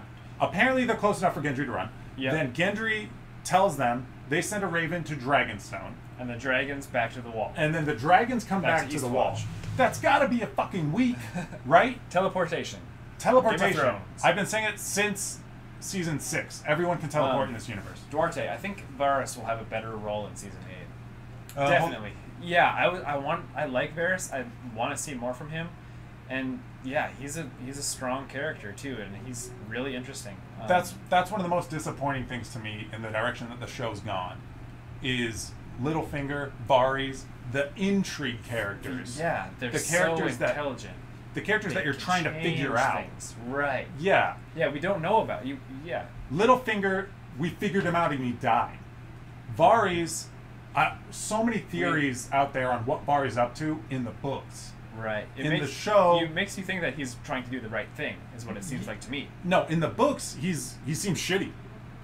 And we don't know what his motivation is, so we're chasing it down. The show seemed to very subtly hint that he was going to be shitty. And they very subtly hint that. But what he ends up doing is like just joining up. And we hear him say 3 times, "I serve the realm." And if he's going to have some shocking twist in the next six episodes, I don't think so. I don't think he's going to have a shocking twist. I No. think that the show made him morally good to simplify what was a really intriguing and interesting plot. Yeah, Duarte says he's too smart to die. I agree with that. George also said that Littlefinger is the biggest change in character from the books to the show. Because in the books, he sort of... George said that? Yep. George said that Littlefinger was, everyone sort of trusts him. And, everyone... He's a very just respectful man, and people, have a lot of respect for him. And then, but in the show, Littlefinger? but in the show, he's very devious, Yeah, the show, people know he's slimy. Yep. In the book, Everyone thinks he's they like don't really think low. he's slimy. They Exactly. just think he's because he's Exactly. called Littlefinger because he's a little dude that doesn't impose a threat. Right. People don't call someone that can murder them Littlefinger. Right. Marco said that they skipped character development this Absolutely. season and focused on action.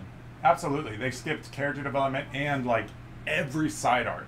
And that's why I keep shooting down theories. People are presenting me with theories. Even you guys, unfortunately, I'm shooting down. I'm sorry. But all these theories that have to do with a B arc, I say, I don't think it's going to happen on the show.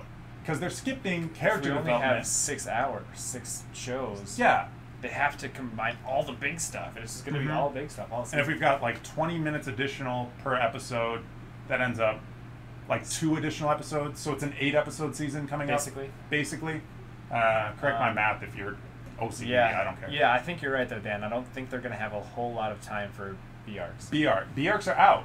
And that's you why I have thought a little Littlefinger bit was going to with die. the mountain and That's the coolest B arc I think we're going to see. yeah, that's going to be a great battle. They'll give that a good amount of time. Mhm. One of them's going to die, I think. Yeah, or both, but in a battle between them, one of them will die.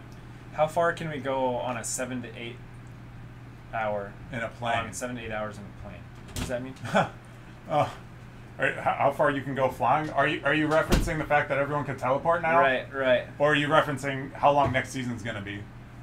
Yeah. 7 8 hours in a plane. You could go from like the southernmost point of Cali to the northernmost point of New York. I think, if you're literally asking, what do you mean? Right. You guys are great. Yeah, this has been really good. You're both official friends of the show. Yeah, definitely. And We're there are gonna- 3 other people who are digging it. 3 other people who are digging it, just They're watching. totally cool. I gotta let That's you totally guys awesome. know, but don't tell anyone. We're cheating. I got that shit running on my phone. Oh. One of those viewers. Oh it's my me. gosh. Oh my It's a fucking gosh. cheat. There's only 4 of you watching. I hope that Why? doesn't make you ditch. Why do you have it on your phone? Just because? To get an initial view. It is. I am cheating. I should bring it up See, on look. my phone then too. This will last forever. How trippy is that? Let's wait until we see me put my phone up in the camera, and then we can still talk about the show. Oh, and do the this at universe same is gonna time. blow up. Oh my gosh, you guys, be careful. Close your eyes. No. This is worse than the eclipse, you guys. Oh my gosh, you're gonna melt. Oh my gosh, Holy you guys. shit! Oh no. Holy Oh shit! no. This is not good. All right, I'm gonna stop because that's Okay. not really about Game of Thrones anymore. So A show what do and a you show and a guys show think? and a show and a show. Will I put my phone on the screen again? What are your theories? I'm just Never kidding. know. I'm sorry. You guys are great. I don't want to make fun of you. I'm not making fun of you. Right. I'm making fun of myself Pretty much. because I hate myself. No, you don't. You I love don't hate yourself. myself. I'm narcissistic. Dan loves Obviously. himself. And I love Dan and myself too. Yeah, I love you too. One of my best friends in Arizona right here. Mm-hmm. Absolutely. Absolutely. We're both newcomers to this state, aren't we? Well, everyone's a newcomer to Phoenix. Because this Feels is like. what I got. They left Eastwatch early morning. Oh, they left Eastwatch early morning. You can tell by the sunlight. And got attacked Attack at at noon. noon afternoon. Davos. Davos picks Gendry at midnight. But was it dark in the scene where Davos picks Gendry up? It looked light to me. I could be wrong. Davos picks Gendry up at midnight. Dany received note while having breakfast. Got there at noon. I guess, dude. It's fucking dumb. They're rushing everything and like. For me, as a viewer of television and movies, if you can explain it off screen, if it was an off-screen event that explains your plot hole, it's not a plot hole. And furthermore, if the experience is so cinematic that you don't think of it while watching, it's not a plot hole. If it doesn't take you out, it's not a plot hole because the purpose of film and of television is to encapsulate you, to engross you so much that you're not thinking logically. You're riding with a human experience. And them standing on a fucking island and sending letters to a dragon lady hours and days away took me out a little. That's a good point because I didn't really catch on to it, I guess, until maybe later in the episode. Right away, it didn't seem... Well, actually, it did actually take me out of it. I did. Now that I think about it, I was like, yeah, okay, they got it. Wait, I was like, okay, the Raven's got to go this far, the Dragon's got to go this far. Oh, wait, they're there already? And Gendry has to go however far they traveled, but backwards. Right, and that's on foot, too, and that doesn't... And it's silly. And they knew but- that going in, but they just had to do it, you know? They knew people were going to point it out, I'm sure. But that being said, I screamed when the dragons came. It was fucking yeah, awesome. it was still cool. It's fucking still- awesome. Yeah. And I cried when Viserion got shot down and resurrected. Both times, both points. Here Tears. we got... Duarte's got a theory for us. What's up, Duarte? What's up? There's just a theory, but I think there is a dwarfen city in Westeros. Because Joffrey was killed, there was a show of dwarfs. We could see a dwarf city. The books go way deeper into that, dude. We meet those dwarves again. The exact dwarves from Joffrey's show. Because when Joffrey... Yeah, that show. We see those exact dwarves again. It goes way deeper into it. They're a troop that does that bit. The bit is just ride on pigs.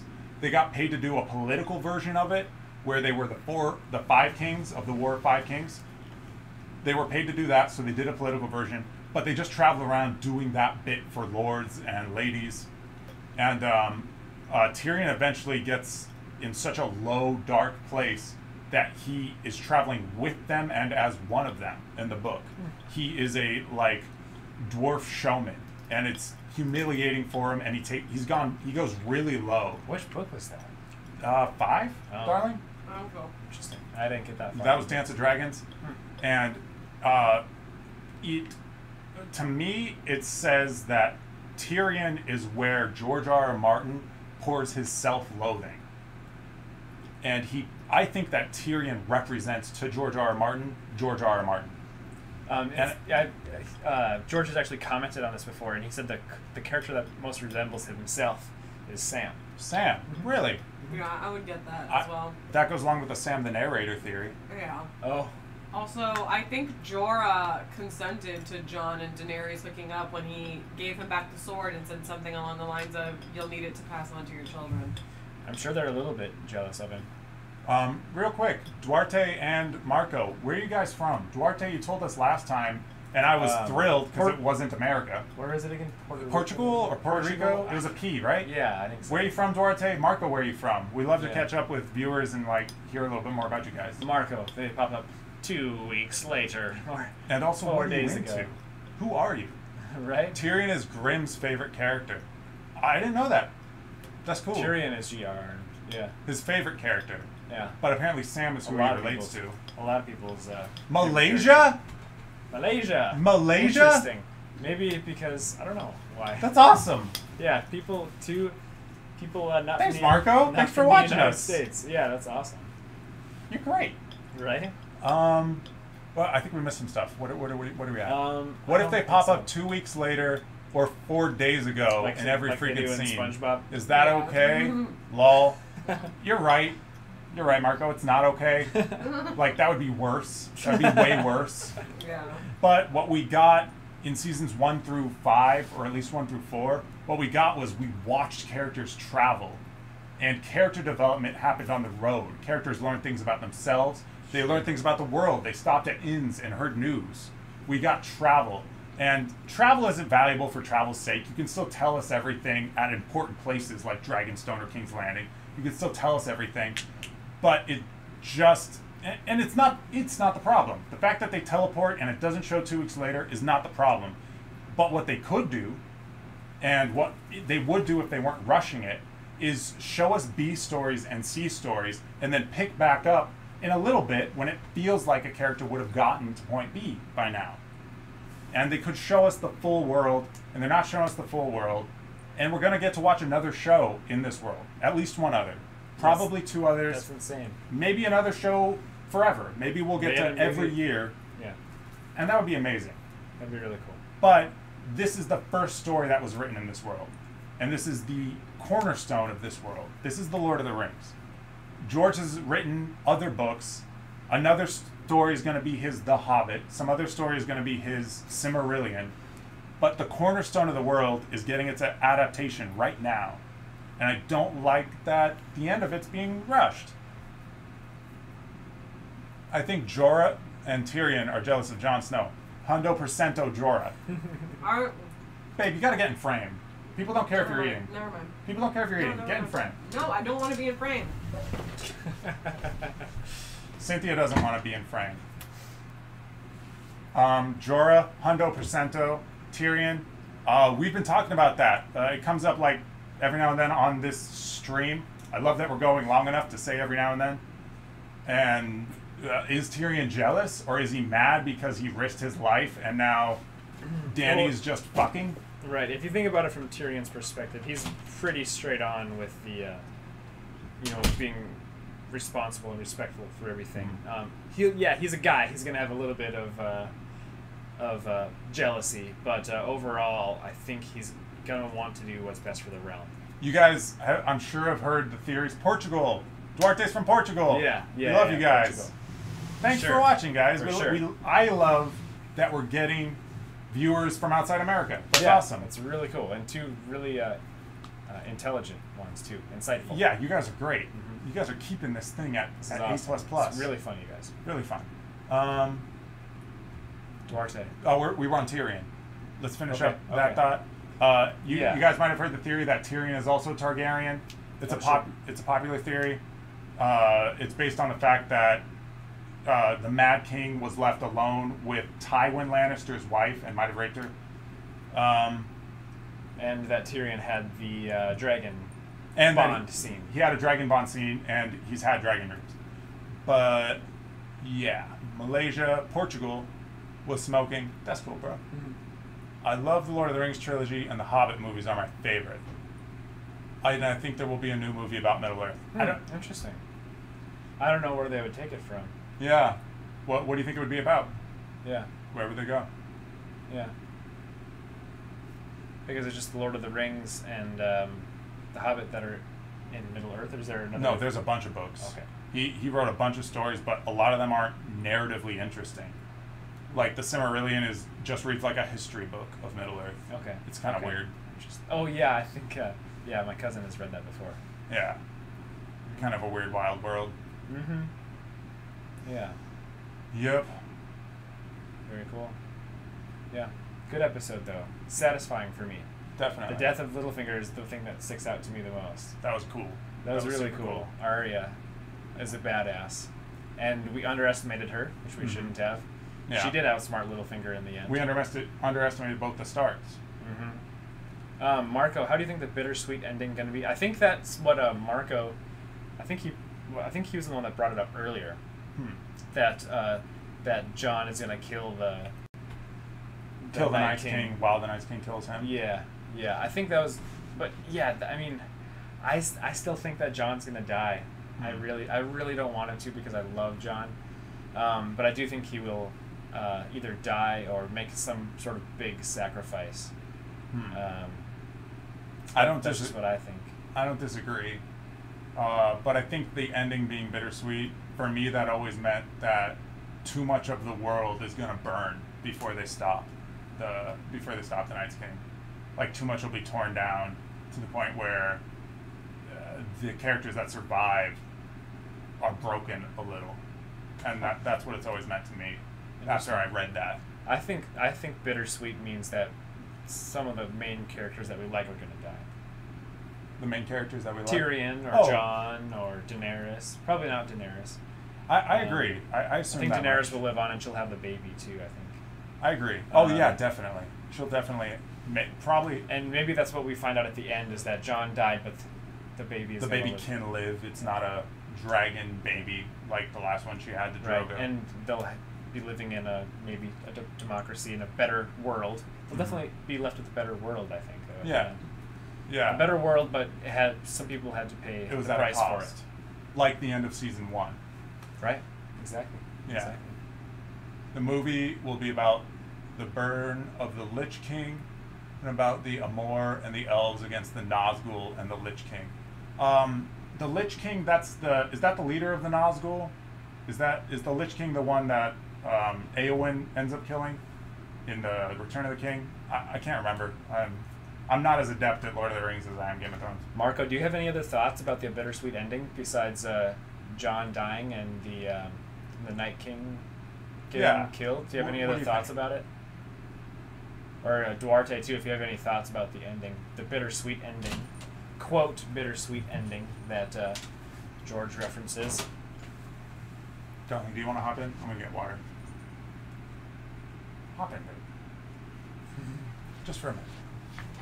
So Cynthia, what are your thoughts on the bittersweet ending? Oh.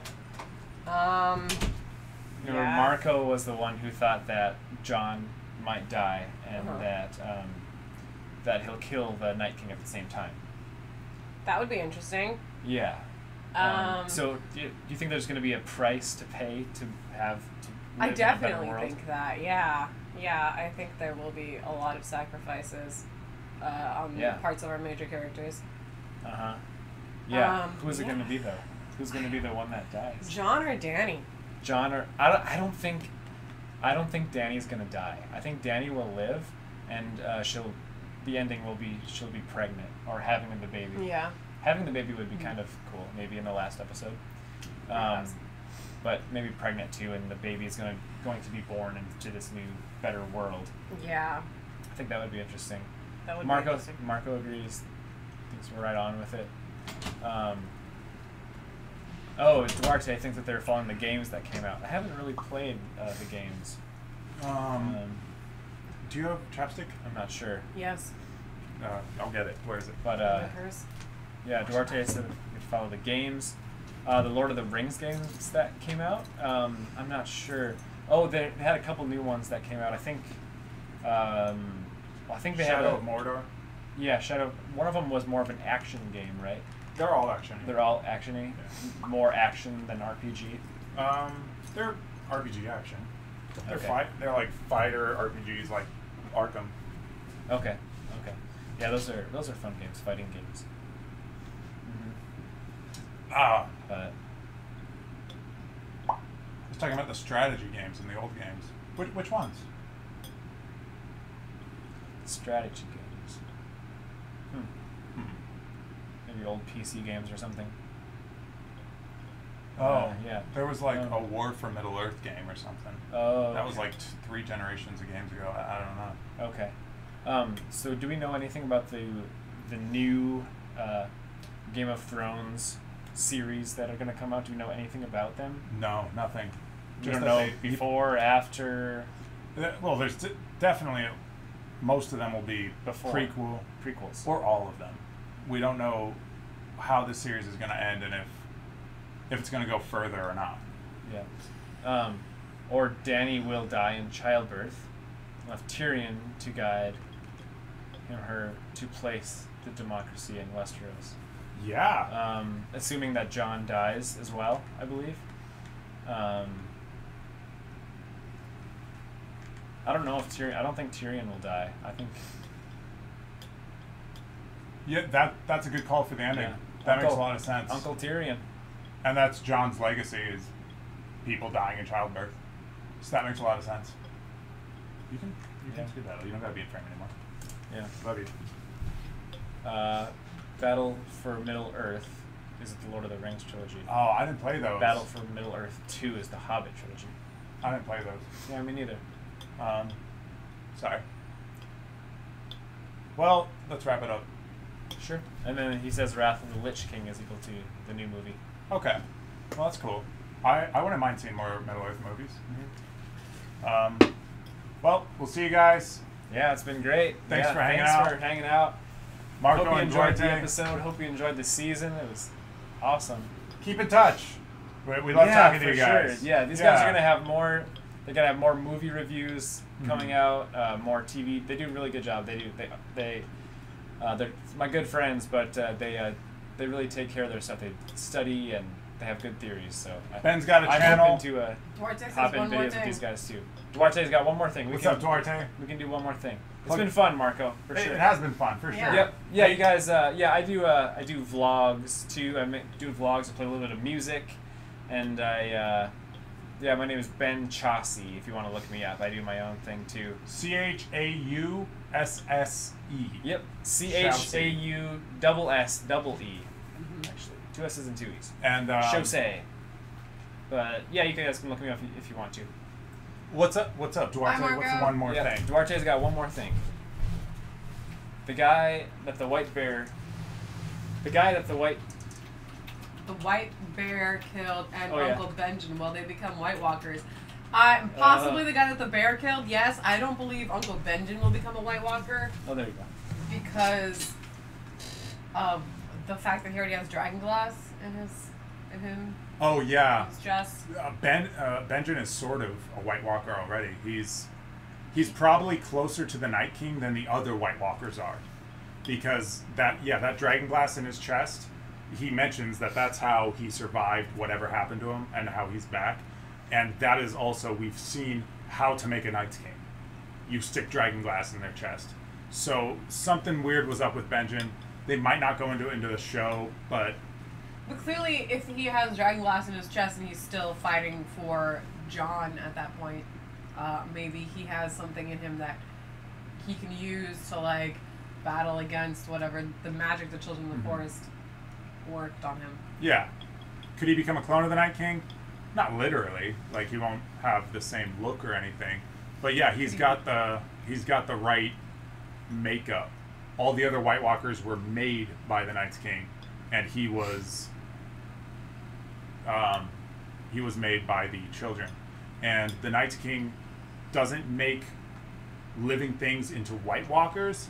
unless they're a child, is what we've seen. We don't think that he makes adults into Or White general. Walkers. By general, do you mean like the A general other in the army, I think. in the army of the undead? Yeah. I think it's Yeah, too late poss- to change. I don't know. What do you- Yeah, I think it's too late to change Benjen's allegiance, whatever. To change Benjen's allegiance because Yeah. he's more sentient than the other ones, and I think that's the reason that the Night King raises them to whites if they're adults, and then like if they're babies, he'll do that. He'll do what we saw him do and make them into like full-on White Walkers, and then they'll get raised to be White Walkers. I think that changing into a White Walker thing doesn't make you an idiot. I think that you're still sentient and still have your willpower. So he has to indoctrinate them from the ground up, and that's why he only takes babies. Because if he did that to an adult man, they would end up like Benjen. Like, what did you do to me? I don't want you to kill all my friends that are still alive. Yeah. But the children are willing to do that, apparently. They don't learn They don't a know any lot. better. They're dumb. Right. Right. Bran is the start of everything. I think they are connected. I think so as well. You talking about the... Oh, man, we lost Marco, but we're still winning the chat. Shit got interesting again, Duarte. You're great. I miss Marco. You might Send- still be in here. Send Marco a message. Where you at, Marco? We're still talking, apparently. It could have been someone else that dropped out. It's because I feel bad when there's a lull, and I want to call it, you know. And you can go whenever, obviously. I don't want to Yep. Yeah. make you feel. I'm gonna head out of here in a little bit. Yeah. Okay. Bran's the start of everything. They are connected. Night's King and Bran? You mean the Night's King and Bran? I think so. Obviously. Yeah. Yeah. Yep. Just get Could your be. pretty face in the frame. You're the money. You're the prettiest one here. Yeah, Bran Started started everything. They're connected. 7 7 a.m. a.m. Oh here. wow! What? Duarte, do you have to watch Game of Thrones at 5 a.m.? Oh. Holy heckin'. Uh-huh. Probably. Who just signed in? Send a comment. We're desperate. Oh. We're dirty, desperate people. I'll show you a nipple. If I'm allowed. I'll I check haven't. YouTube You know you rules. can't do that on Twitch. I took my shirt off to show someone my Aw. tattoo. Really? And someone was like, "Oh, you're not supposed to do that on Twitch." Really? To No be fair? nipples for guys either. Well, that's fair. That's feminist. I have to go to sleep. See you guys. I haven't. Wait, what? I haven't go to sleep to see to hang you. out with us. Like That's you stay I up think for just Game to of hang Thrones? out. Yeah, I think so. Well, That's Well, awesome. we appreciate it, the Duarte. real MVP, Yeah. We appreciate It's it. been great having you. You're great. Yeah, it's been really Thank good. you. Mm-hmm. Well, I think we will call it. We won't keep you, Duarte. Yeah, it's been good. Thanks for hanging, Duarte. Peace, and we love you. Bye. See you guys. Thanks for hanging out. See you guys. Message Appreciate me it. or something. Later. It was great hanging with you. Yeah, for sure. Absolutely. This will be a video, and then you can comment on it later. And sub if you haven't yet. Duarte's a sub, but Yeah, these and guys leave do really any good. These guys do really good reviews on. leave all any kinds of theories stuff, or so questions that we didn't get to in the comments, and we can get to them later. Definitely. You can just probably X out of it. Yeah. Just You can hit stop There you go. streaming over there too.